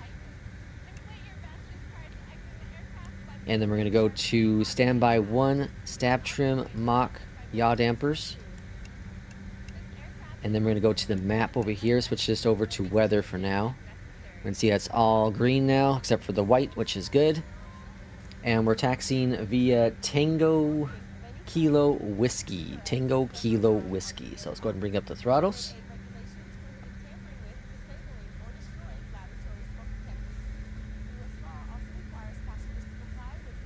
After start flows. Generators. Auto. Electrics. Checked. Checked. Packs. On. APU. Off. Flaps. Set. Set. Flight control test. Brickyard 3437, cross runway 9er left at Full November. left. Continue taxi via November, Full right. Juliet. Full Cross front. runway 9er left at November. Full back. Continue taxi via November, Checked. Juliet. Checked. 3437. Thrust reversers. Armed. Armed. Hey P2, sent a Discord message. Can you take a look for me? Checked. That's from J Rust to P2. Brake temperature. Brake temperatures looking good. I don't know where to see that at. Oh, right down here. Oh, wrong button. Right down here. Oh, you can't see that on the screen, huh? Because the stupid advertisement things. Whoa, slow down, slow down. At this time, Slow please switch your down, electronic folks, slow down. devices to airplane mode. Alright, we're taking this Larger down to devices, such as Whiskey. laptops, should be turned off and stowed for So here's takeoff. Kilo 6. You may use The next one will be small Whiskey. devices in And turn over to the airplane left. mode once we reach cruising altitude. SkyWest 2990. Cabin crew prepared for Contact takeoff. Philadelphia Tower 118.5. Over to Tower 118.5, SkyWest 2990. Alright, I guess we're pretty much ready to go. Philadelphia Tower, SkyWest 2990, ready to go, runway 9 left. Landing lights are on. SkyWest 2990, Philadelphia Tower, Stroke wind lights. 050 at 8. On. Fly heading 090, Cabin runway crew. 9er left, cleared for Notified. takeoff. 9er left, clear for takeoff. Transponder. Fly heading 090, runway 9er left. Cleared for takeoff. Radar. SkyWest Now the one thing I noticed about 2990. the EJET is that if you don't have a Crew alerting system. SID, it's kind of Checked. goofy with the departures.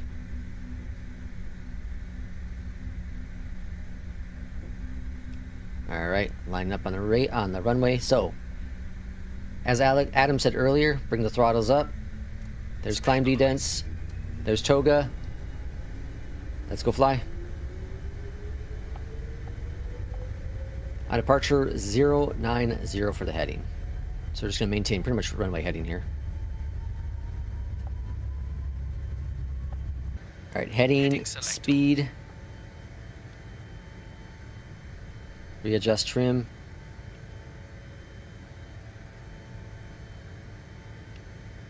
Maintain runway heading, looks like. Contact Philadelphia departure. Full flaps up.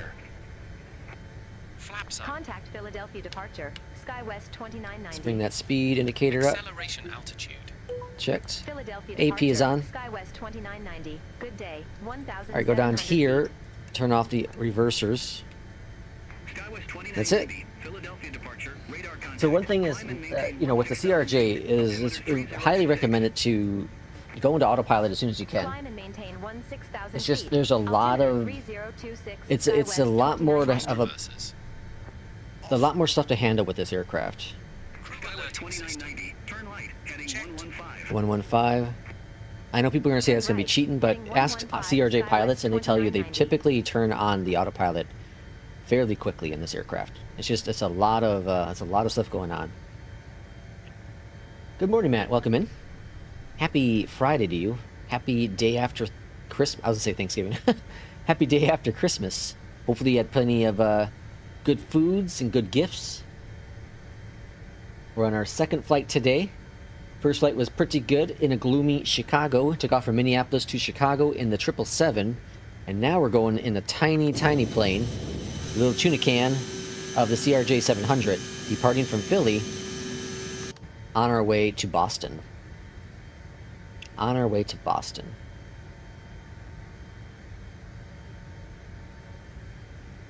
Well, they're doing garbage today. I'll be damned. Let's see, thank you. Hope you had a great one as well. It's a blizzard in Toronto. Oh, is it a blizzard in Toronto? Yeah, P2 was just talking about how the weather, it was minus 20 Celsius with the wind, he said. He's in the Toronto area too. Yeah? Or maybe it's my connection too. I don't think it's my connection though. Coming up on 10,000 feet. Why are we accelerating so much here? What's going on? Oh, because I have 10,000 in the box, that's why. Alright, I gotta put in 33 in the box. Watch the airspeed.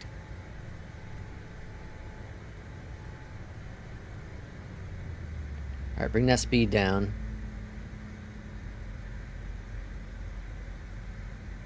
I thought I put in 33, but I didn't.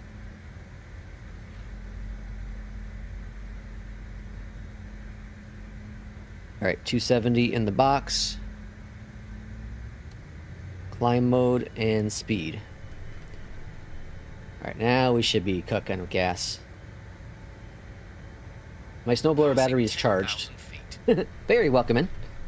10,000 feet, landing lights, taxi lights are turned off. Alright, now we're cooking with gas. Now we're cooking. That was a false cooking with gas before. I'm out for a walk right now. Love the snow. I thought for sure this year we were going to have snow for the winter. Or for Christmas At this time, in Chicago. personnel 17 inches, electronics and low. all that's left out there now are a couple Please remain pathetic seated little with snow seatbelts piles. fastened Gra- until the green captain grass turns everywhere. off the seatbelt signs. Just a couple little patches of piles of snow.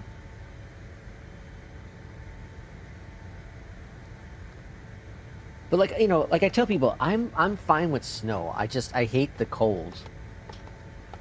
Like the snow's gonna suck for a day or two until they get the roads cleared and all that, right? It's gonna suck. But the cold, you can't. SkyWest The cold just sucks. Contact New York Center 128.3. The cold's just awful. Center on 128.3. Now, I had a hard time getting up to 31,000 feet yesterday, but I did have a headwind. I don't think we're going to have a headwind on this flight, so we'll see if we can climb on up there. The CRJ is one of those planes where you may have to adjust your altitude.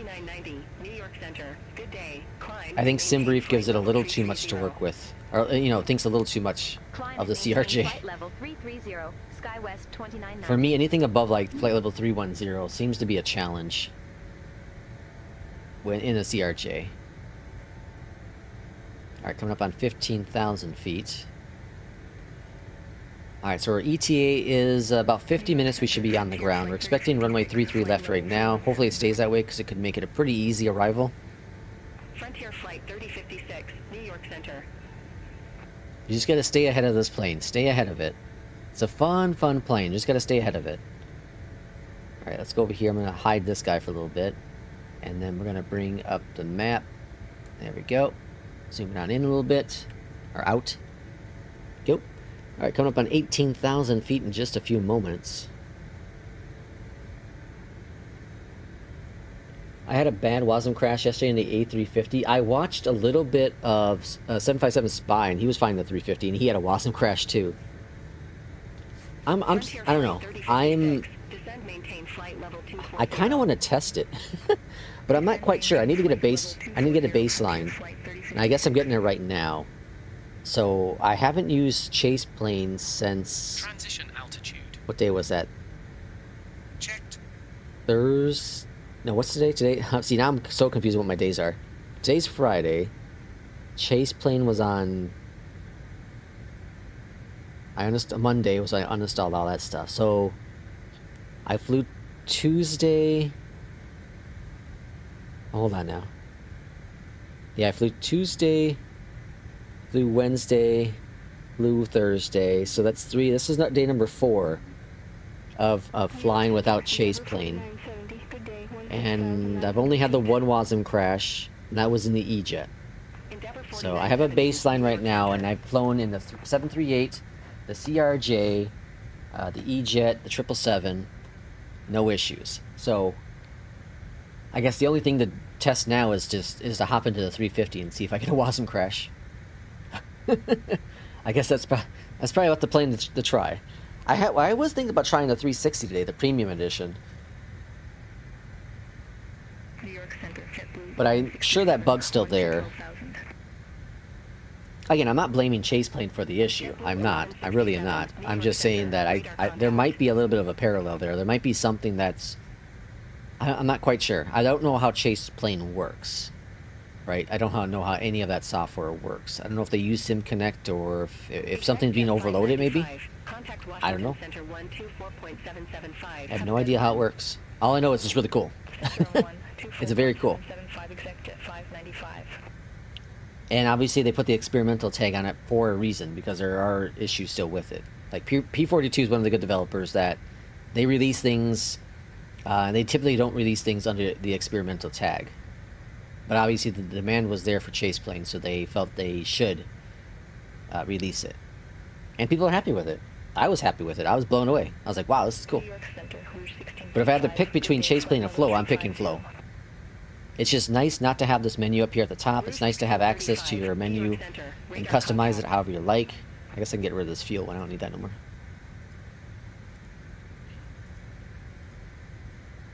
It's nice to have the METAR search here. It's nice to have the calculator. I use the default cameras. I usually default weather. I prefer just the default ones. But to each their own. Why did I have the EFB in there twice?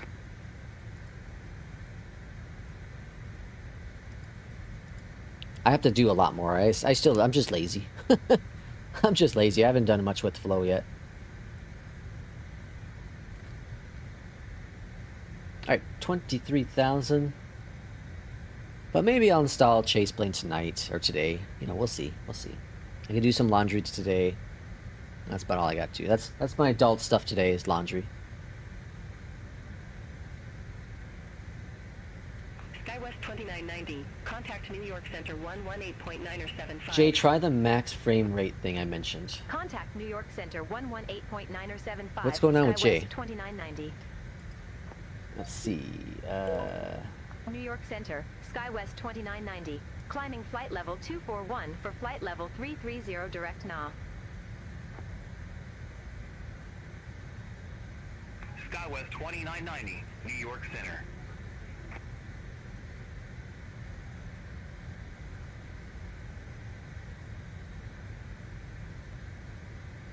Air Canada C7 Bravo. Contact New York Center 121.125. Center on 121.125, Air Canada C7 Bravo. Have a good day.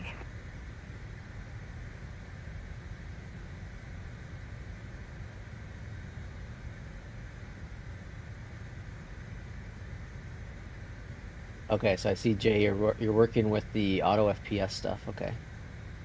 Yeah, I think P2 should be able to get you navigated through that. All right, up to 26,000 feet. We're cruising up to 330 if we can make it up there. Again, this plane is a bit of a slow climb, and we'll kind of see how we're doing. Kind of just we're at 1.4 on the vertical speed, so if we start seeing that slow down to probably 1.5, then I'm just going to cap it off or whatever altitude we're nearby and just round it. Because by the time we get to climb, we're going to be at descent. This is like 50 nautical miles shorter. It's probably going to be shorter than that. It's probably more like 60 nautical miles shorter than the previous flight.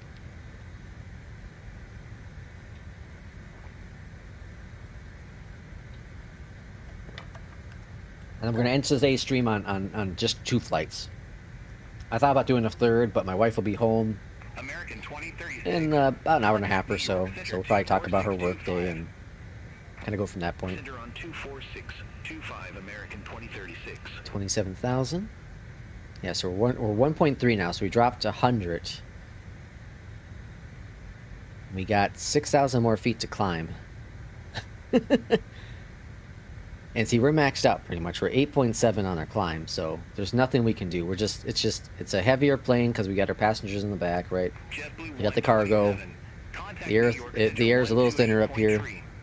We also do have a headwind. We have 75 knot headwind right now, so. Well, it's a crosswind. Sorry, it's a crosswind. That's probably not doing us any favors. We're down to 1.2. And we're at 28, so we got another 5,000 feet to climb. We're going to enter in our star. Contact New York Center 121.125. Have a good day. Pretty quickly here. Contact New York Center 121.125. Our star is right here. Have a good one. So we're supposed to start top of descent somewhere in this area here. Right around here at JFK.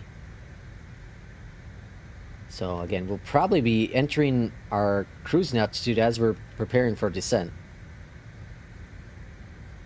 1.1 on the climb. I think I'm just gonna cap us off at flight level 300. I think that's what I'm gonna end up doing because what's our distance? Progress. That's performance. Progress. Let's see, 205 nautical miles. Yeah. It's not a whole lot of distance to go. We have to go 3,000 more feet.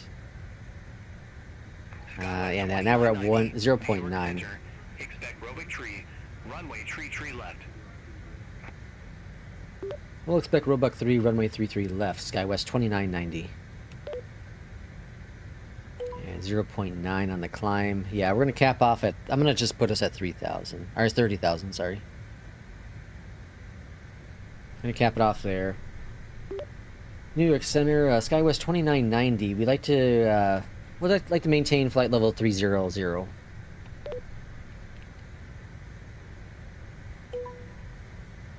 SkyWest 2990. Unable your flight is to the we gotta do odd. And flight level 300 is an even numbered flight level. Please pick an odd altitude. Alright, let's change that to flight level 310, SkyWest 2990. SkyWest 2990, roger. New cruise altitude flight level 310. Alright, 310, so I don't know if we'll be able to climb up to 310, but we'll try. SkyWest 2990, contact New York Center 121.125. Take care. We're at 0.1 on the climb. Center on 121.125, SkyWest 2990. We'll see what happens. Have a good one. Alright, 0.6. Alright, yeah, we might be able to make it up there. New York Center, SkyWest 2990. 310 actually might be better. It'll get us out of the little bit of clouds we're in now. 330 direct Kennedy. Keep us out of the icing conditions. SkyWest 2990, New York Center. Okay, so we got runway 33 left for the arrival, which is cool because that's the runway we're expecting. Moxie 541. So let's go down here to the radio and enter in that Chaz. It's supposed to be 10-7. So 1107 for the radio. 1107. Okay, we got that set, and then the minimums are 216. That's going to be over here. So we're going to put 210 in the box. 210's in the box, perfect. And that's pretty much it for the CRJ. It's a pretty easy plane to handle.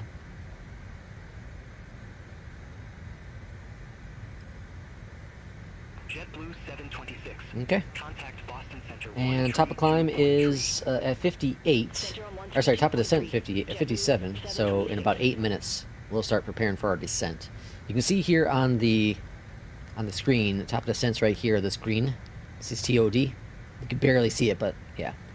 So top of descent. Sorry, top of descent's gonna be right there.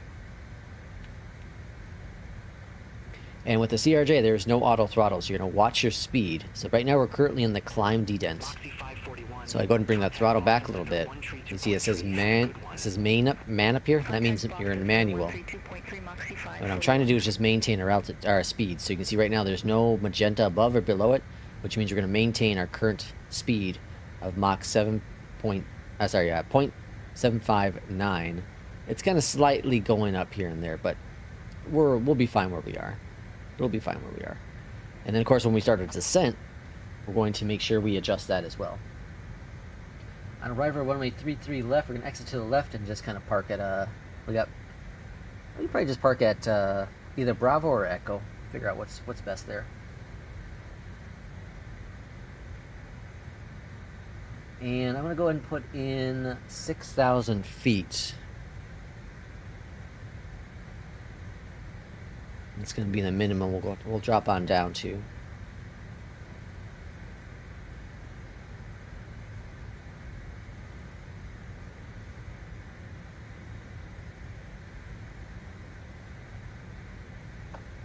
Alright, 6,000's in the box. Looking good.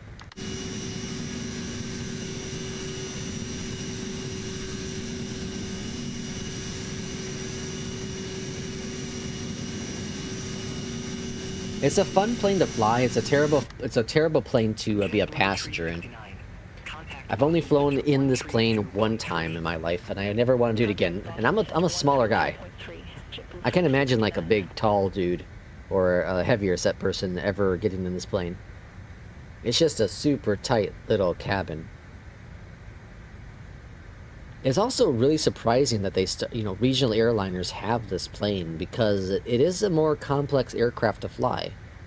It's one of those things like when you get up to, like you get into the 319s or the 737s. I don't know. I feel like the CRJ, because of there's no auto throttle, it's a more difficult plane to fly. It's also a lighter plane. Like everything seems opposite when it comes to the regional stuff versus the bigger airliner stuff.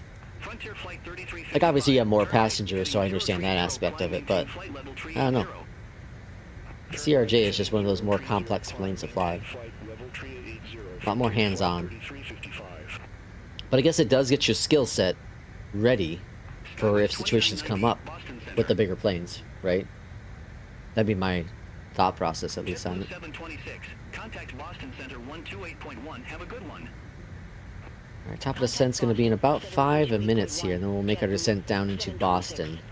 From the Roebuck 3 arrival, JFK transition. Skywest 2990. Descend via Roebuck Tree arrival. Logan Airport landing runway tree left. All right, we got 33 left.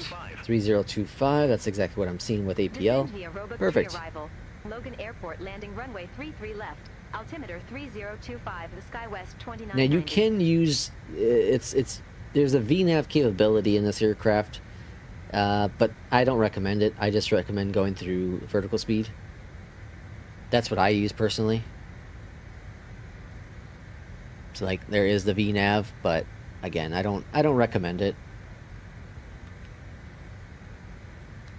Just manually fly it as a plane that you normally would. There's a cough in the cockpit. I don't know where that cough came from. Who's coughing?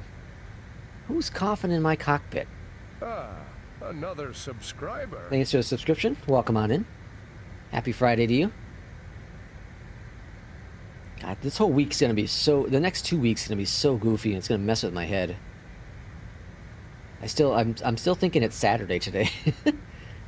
Still thinking it's Saturday, but it's Friday. Tomorrow I don't know what the hell I'm gonna think tomorrow is. Tomorrow is probably I'm gonna think it's Monday or something. And I'm off from work from Sunday. Go back on Monday. Then I'm off Tuesday. Go back on Wednesday. Then I'm off Thursday. Go back Friday and Saturday. Then I'm off Sunday. The whole thing is just gonna be. It's gonna be a weird 2 weeks. Well, a week and a half. It's gonna be a weird week and a half. Don't get me wrong. I enjoy it. I love having the extra day off during the week and getting paid for it. It's just gonna confuse the hell out of my mind. Skywest 2990. Contact Boston. All right, let's go ahead and start our descent into Boston. Center on 128.1. So vertical SkyWest speed. 2990. We'll do 1.5 to kind of get us going. Good day, Boston Speeding Center, back the SkyWest throttles. 2990. So as I was talking about Descending before, via Roebuck Tree, flight level I have to manually 310. handle the throttle. So you can see the magenta is now underneath the arrow. That means we're slowing down. We're decelerating. Skywest 2990. Boston I'm going to bring us down to about 270, somewhere within that area. Do you know Aero Tune by Soft Fly? I heard of it. I remember it being at Flight Sim Expo last year, and I know it's out now. I haven't tried it. I'm not really interested. I don't understand what it does. 726. Because like all the planes have like APU sounds and engine sounds and, you know, airport, not all airport sounds, but like some sceneries have airport sounds. I feel like it's going to conflict with so much. But it's supposed to be super customizable. I thought it was something that would allow you to customize the sounds of the plane itself. Like customize external sounds and all that jazz. I don't think that's what it does. From everything I've looked at and listened to and all that and watched, it doesn't seem to do that. So I'm not quite sure. I think it could be beneficial on Xbox and PlayStation where you don't have add-ons like the FENIX. But you do have the PMDGs, which the 738 does a fine job. I guess the 738's now available on the marketplace, is that correct? So it came out less than a week after the release, because the 738 came out last Thursday, right? I think it was last Thursday when it came out. I guess today's Friday, so it's been out. Well, I think it released to the marketplace on Wednesday. Or was it Tuesday? I don't know, one of the 2 days. Now, I'm so confused my days still.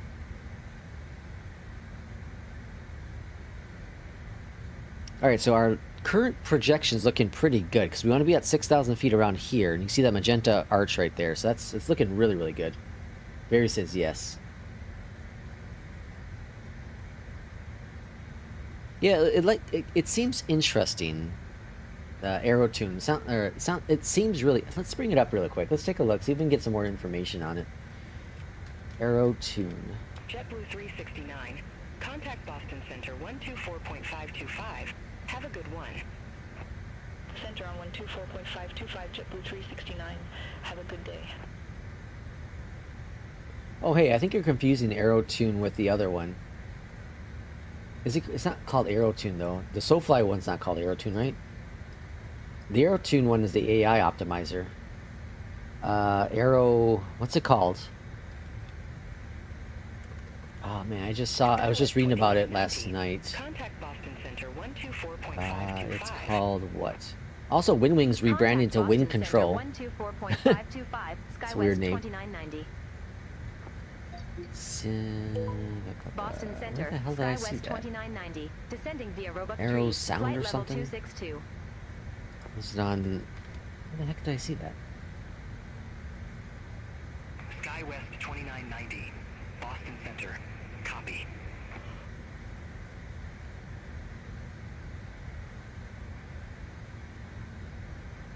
Where the heck did I see that? What's it called? Is it called AeroTune as well? SoFly? AeroTone. I'm thinking the wrong one. AeroTone. Yeah, AeroTone. Okay, so AeroTune is the AI one. Okay, so this is AeroTone. Oh, jeez, there's so much going on. Okay, so it's $27. And it redefines the sound environment within Flight Sim 2020 and 2024. Every hangar, past, present, future, experience authentic sound design built from hundreds of professional produced sounds that cover a wide range. So it does add in like ATC and stuff. It adds in cockpit stuff such as sneezing, coughing, stuff like that. I don't care about any of that. Enjoy cockpits. So you have galley noise, passengers noise, chimes and all that stuff, toilet flushing. And then it has over 100 hours of pre-recorded ATC. So if you're not using Beyond ATC and something like that, it does have that, which is kind of cool. Fully customizable volumes for each individual parameter, and you can disable them. So this kind of seems like it's the FS realistic kind of thing. But the thing I don't get, like, okay, so here, the fans and display buzzing. Okay, so I guess the 350 doesn't offer that. Here is the passenger toilets vibration. Again, I don't care about any of that. But it doesn't add passengers. This must be from GSX. This is the ground roll bump. So yeah, like I said, I think it's like FS realistic. Just a different version. But I don't think FS Realistic is available on the Xbox and PlayStation, so this one might make it over there. My guess. 80 sound effects. That speed a little bit. So we have fans, display buzzing, touchdowns, turbulence, water splash, snow noise, snow effects. Snow doesn't make any effects. It's snow. Sneezing, coughing. This is like a commercial for like Robotux. What's it? Robo whatever. Random pilot banter. Newspapers. No one's on a plane with newspapers nowadays. Flight deck wind turbulence. It looks like our FS realistic. Yeah, I don't know. It's interesting. The ATC stuff is the most interesting, personally. But I would doubt it does... It's 100 hours. That's not a lot of hours. Compared to FS Chatter, 100 hours isn't a lot.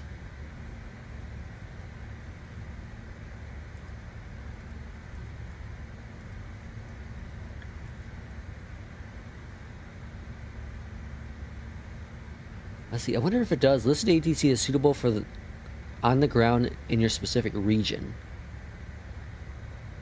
We listed call signs, SID stars, and even some emergency calls in your region.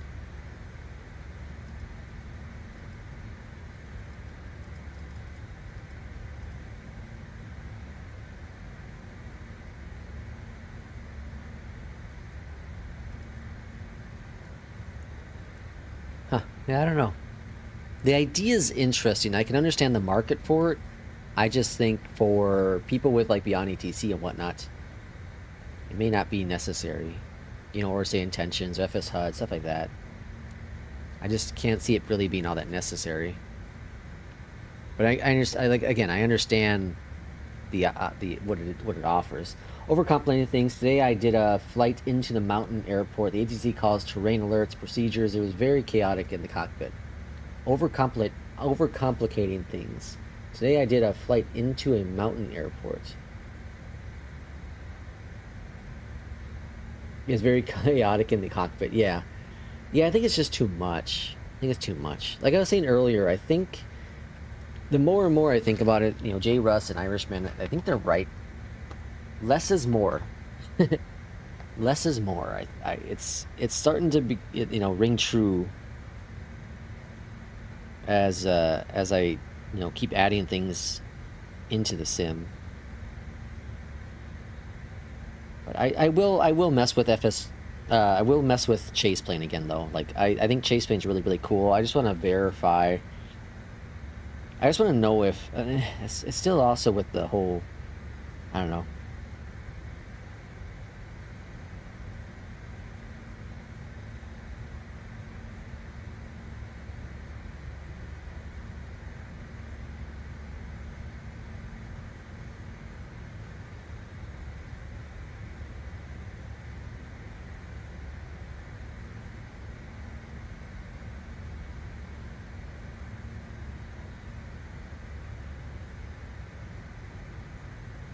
I don't know, it seems a bit much. Now this plane apparently isn't doing top of descent. I mean, isn't doing altimeters.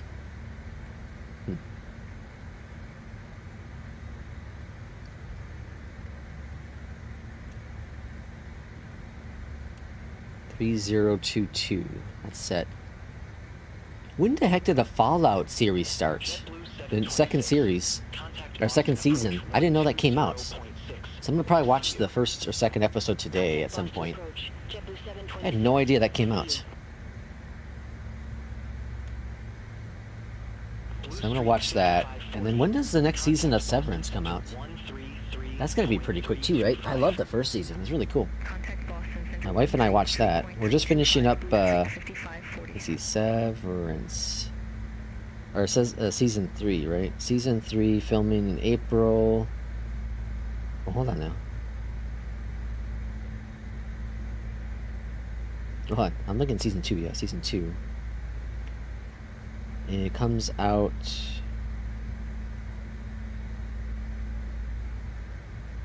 Oh, hold on. Wait. No, yeah, season 3.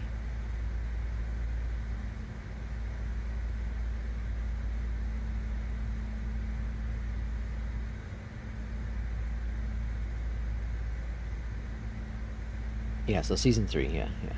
I was like, wait a second, did I not? We saw season 2. That ended in March. Season 3. Oh, that's not coming out for a while.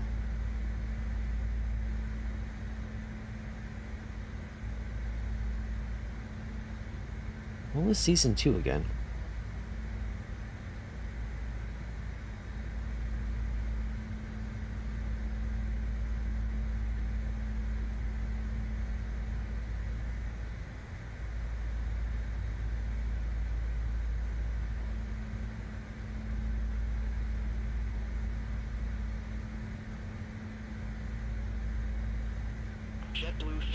Yeah, okay, I remember season 2 now.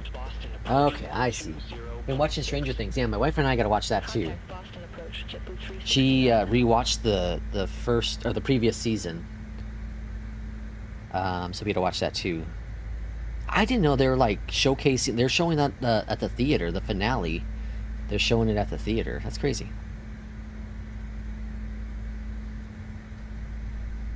Yeah, I gotta watch Stranger Things. We're gonna watch We'll probably watch Stranger Things, and then she's not interested in Fallout, which is crazy because like it's really good. I had a blast watching the first season.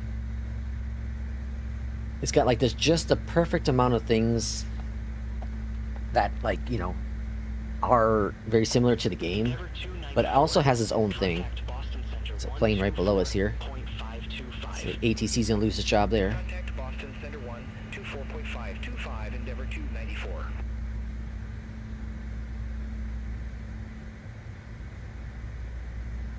I gotta watch one of those videos like recapping the previous season of Stranger Things before I watch the last season, because it's been a long time. It's been a long time between season because this is 5. Is it 5, right? Season 5 is the last one, or is it 6? I think it's 5, right? Let's see, Stranger Things season 5. Yeah, 5 is this recent season. Yeah, so I gotta watch one of those recap episodes for season 4. That ended back in 2022, and season 5 released in 25. It's been like 3 years. It was almost like 3 years. That's crazy. All those kids are all grown up. They're all grown up now. But I think it was like COVID, right? I think COVID played a big factor into that stuff. All right, passing the 11,000 feet, so we're gonna go ahead and get landing and taxi. Landing and taxi lights on here in a second. Boston approach. SkyWest Okay. 2990. And then altitude's looking pretty good. We're gonna be coming in a little bit lower than I like, so we're gonna go ahead and drop that vertical speed down to 1,000. That should help slow us down just a little bit as well. Okay, that's looking a little bit better. And how we're looking for our progress. 45 nautical miles out, so that's pretty good. Everything's looking really good. Very happy with it. Alright, we're gonna bring that speed down to 250. We are going a little bit fast. I'll let it slowly come on down. We'll drop the throttle down just a little bit. Cleared visual approach full right, Care 42. I need to spend some time getting some of these controls fully set up with Mobiflight and this plane. I wonder if there's a way to get the map to be controlled. That'd be a nice feature to have. And then the barrel. It may not be possible. It's an Aerosoft plane. They limit some of that stuff.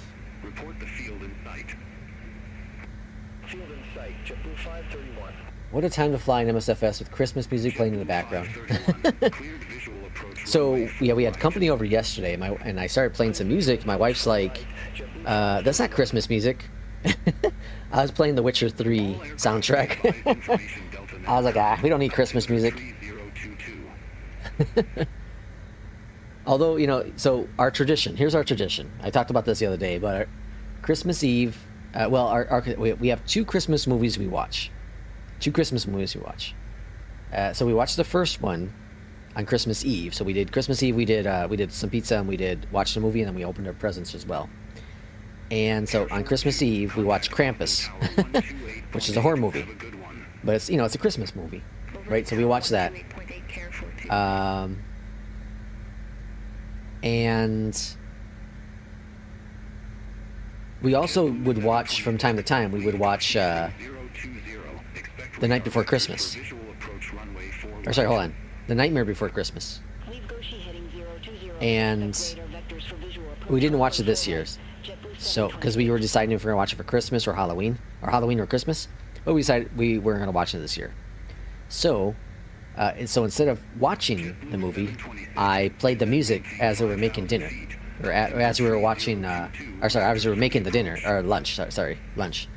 I played the music for Nightmare Before Christmas. I thought that was fun. So I had some of that music stuck in my head. But then Christmas Day in the morning for breakfast, as we were making breakfast, as we were eating breakfast, oh my god. As we were eating breakfast, we were watching How the Grinch Stole Christmas, the old G cartoon. The old G cartoon. That's our routine. We watch that in the morning on Christmas. And then we typically watch that and then watch Krampus. But this year we thought we'd change it up just a little bit. So we did, because we also wanted to watch another episode of The Mighty Nine, which I thought we were going to watch the finale, but I guess we were slightly off on that. I guess we have one more episode left, which we'll watch at some point. Yeah, so we did Grinch, ate some breakfast, and then kind of did our own thing for a little bit, and then dinner, watching some, or listening to some Witcher 3 soundtrack. Home Alone, no. I got her to watch Home Alone a few years back for the first time ever, which is crazy. And she's like, I don't really care for it. How do you not like Home Alone? It's a great movie. John Candy's in it, you know. Catherine O'Hara, Macaulay Culkin. Come on now. Joe Pesci. Fantastic movie. I love Home Alone. Yeah, so I got to watch that a few years back. She also doesn't like Back to the Future, which I feel is a sin. But at least, at the very minimum, at least she does like Ghostbusters. I can get her to watch Ghostbusters every once in a while. So at least I got one of my childhood movies she'll care for. All right, so we should be on the ground here in about 10 minutes or so. We're looking pretty good. I'm gonna go to heading mode at this point. Heading mode, because then I'm gonna go ahead and change our nav source to localizer, and I'm gonna change our course to 330. Oh, Jesus. Oh, it looks like it already was set. Oh no, it wasn't. Okay. Did I hear Witcher soundtrack? Yes, sir. Love the Witcher soundtrack. Yeah, watch the speed, watch the speed. Bring up the throttle just a little bit. Don't overreact to the throttle. It's very easy to overreact in this plane with the throttle because it takes a little bit to spool up.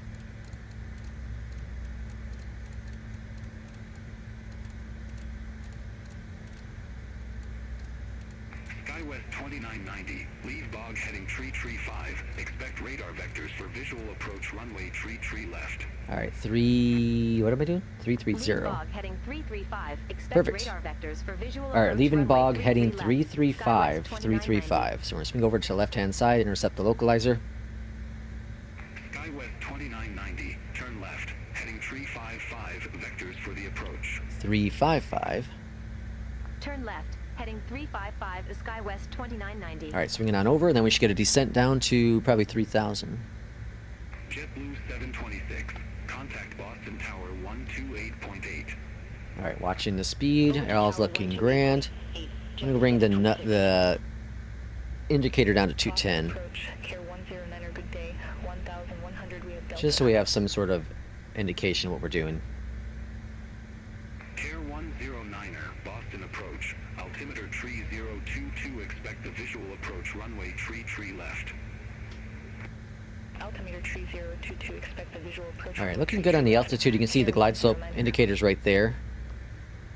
I could have probably. I'm actually gonna make an adjustment. I'm gonna go ahead and just get a. I'm gonna go 328 on the heading. I don't like that they haven't changed this. Approach mode is gonna be armed as well. Sometimes Beyondatc kind of misses this last correction here. Slightly off. Yeah, it was a little off, but we got it. We got there eventually. We should have got that call maybe like 45 seconds ago. Intercept the 33 left localizer. Descend, maintain 2,400. All right, got our descent instructions. Let's go down. Let's go down 11. Let's make sure we also get the reversers armed again. That's very important. Our localizer is captured. Glide slope should be coming next. Watching airspeed, bring back the throttles. Again, there's a lot to do with this plane. A lot to do with this plane. All right, airport is in sight right up there. Perfect. 14 nautical miles out, so I'm not going to do flaps just yet. Beyondatc gave me an impossible approach today. Oh no, Barry. Yeah, you know, sometimes it's a little goofy. It's funny, like, going on a Reddit or Facebook, there's downtown Boston popping up. Because, like, you'll hear the same thing with, like, say, intentions and HUD. We have the field in sight, Southwest 2990. Like, none of them are perfect. People forget about people in VATSIM, too. You know what I mean? So, like, it happens in VATSIM as well. Probably not as often. Alright, let's bring out the speed brakes to slow us on down. Glide slope's captured. JetBlue 531, turn right, heading 100. Turn right, heading 100, JetBlue 531. Speed brakes are very, very effective in the CRJ. Very effective. Maybe over too effective. I don't know.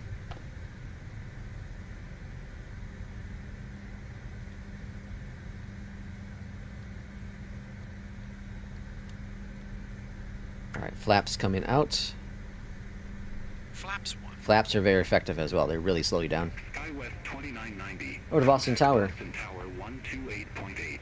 This is perfect timing because I'm starting to get hungry now. So Over to tower 128.8, I'm gonna eat some chicken for SkyWest breakfast. 2990. Or maybe I'll eat some mac and cheese. That's some good stuff too. Boston Tower, SkyWest Buttery mac and 2990. cheese. Visual Buttery runway cheesy 33 mac and left. cheese. Good stuff, man. SkyWest 2990. Boston Tower. Wind Flaps tree 8. tree 5 at 8. Runway tree left clear to land. 3 left, clear to land. Runway 33 left, clear to land. And SkyWest gear coming down. 2990. So now you can bring this on over to Brickyard 5733, ready for departure. wrong one. Runway 33 left. This guy over here. No, this guy here. There we go. There's approach mode. Brickyard 5733. Boston Tower. Wind tree 5 Speed's at looking 8. good. Flaps coming down to 20. Flaps 20. Cleared for takeoff. Traffic 7 mile final. No delay. No delay. Runway 33 left, or nav to tech, cleared for takeoff. No All right, delay. watch the Brickyard speed. 5733. Gotta give it some throttle. JetBlue tree 69. Okay. And we're gonna do flaps 25 for the arrival. Runway 4 right clear to land. All right, so we don't have Beyond ATC, so we gotta worry about hitting the threshold JetBlue 369. or center line. We just gotta get this bird down nice and soft. All right, watch the speed. Again, don't over throttle it because it's very, very easy to, get this plane all shaky on the arrival.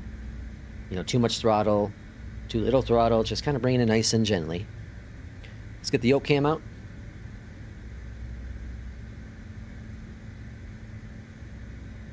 All right, we're about 145 knots right now. We're looking pretty good.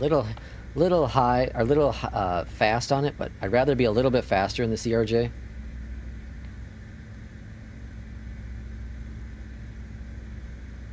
All right, autopilot's off my aircraft. 1,000. See how it's bringing me in? There's no crosswind here, but you see it's bringing me onto the right of the runway. I'm telling you, I think Sim Update 4 has done something to the ILS. JetBlue 369. Is anyone else seeing that happen? The ILS just seems to be off. Something seems to be off on that. We're coming in a little bit low. Contact Boston departure. A little bit of throttle. Contact Boston departure. Brickyard 57. And we are clear to land.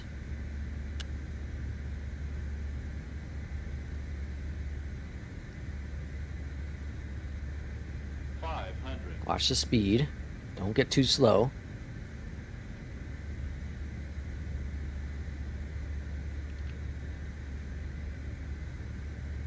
JetBlue tree 69. Monitor ground 121.75. See you. Ground 121.75, JetBlue 369. 300. Bring that nose down a little bit.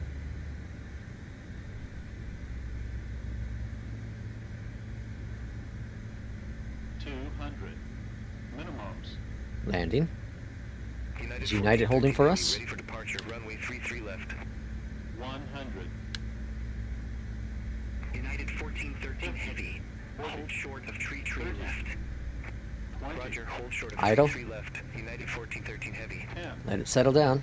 Settle. Touchdown. Nose, gently. United 1413 Reversers.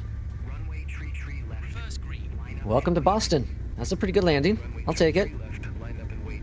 A little bouncy there in the initial approach, or the initial final, but reversers are stowed. 70 knots. Flaps. We could probably exit here. I'll take here. West 2990. Exit left at Landing lights turned off. Exit left at November. SkyWest 2990. Very, very fine landing here in Boston. Let's go down here, get all our reversers turned off. Bing, bing. This happens to me in the 350, always offset the localizer. I don't know, it just seems to be ever since the Sim Update 4 final launch, it just seems everything, not everything, but a lot of airports just seem to be off. Alright, oh, that was a pause. I thought I had stopped. That was a complete pause. Cross runway 4 right at Charlie. Continue taxi via Charlie. Hold short runway 27. Maybe I am having connection issues. Probe heat. Off. Tier 42, cross runway tree left at Bravo. Okay, we're Delta. I don't see any Delta planes around us. Oh, there's one right there. We'll go over there where that Delta plane is. That must be where Delta parks. We're actually parking the right spot on this flight. I'm not getting ATC, but... JetBlue 1159, contact Boston Tower 128.8. How smooth this airport is. This is really nice. I wonder what's going on in Chicago. Chicago is kind of stuttery. There's a lot of traffic here too, so I'm not quite sure why that one was. I guess the 777 is a little heavier.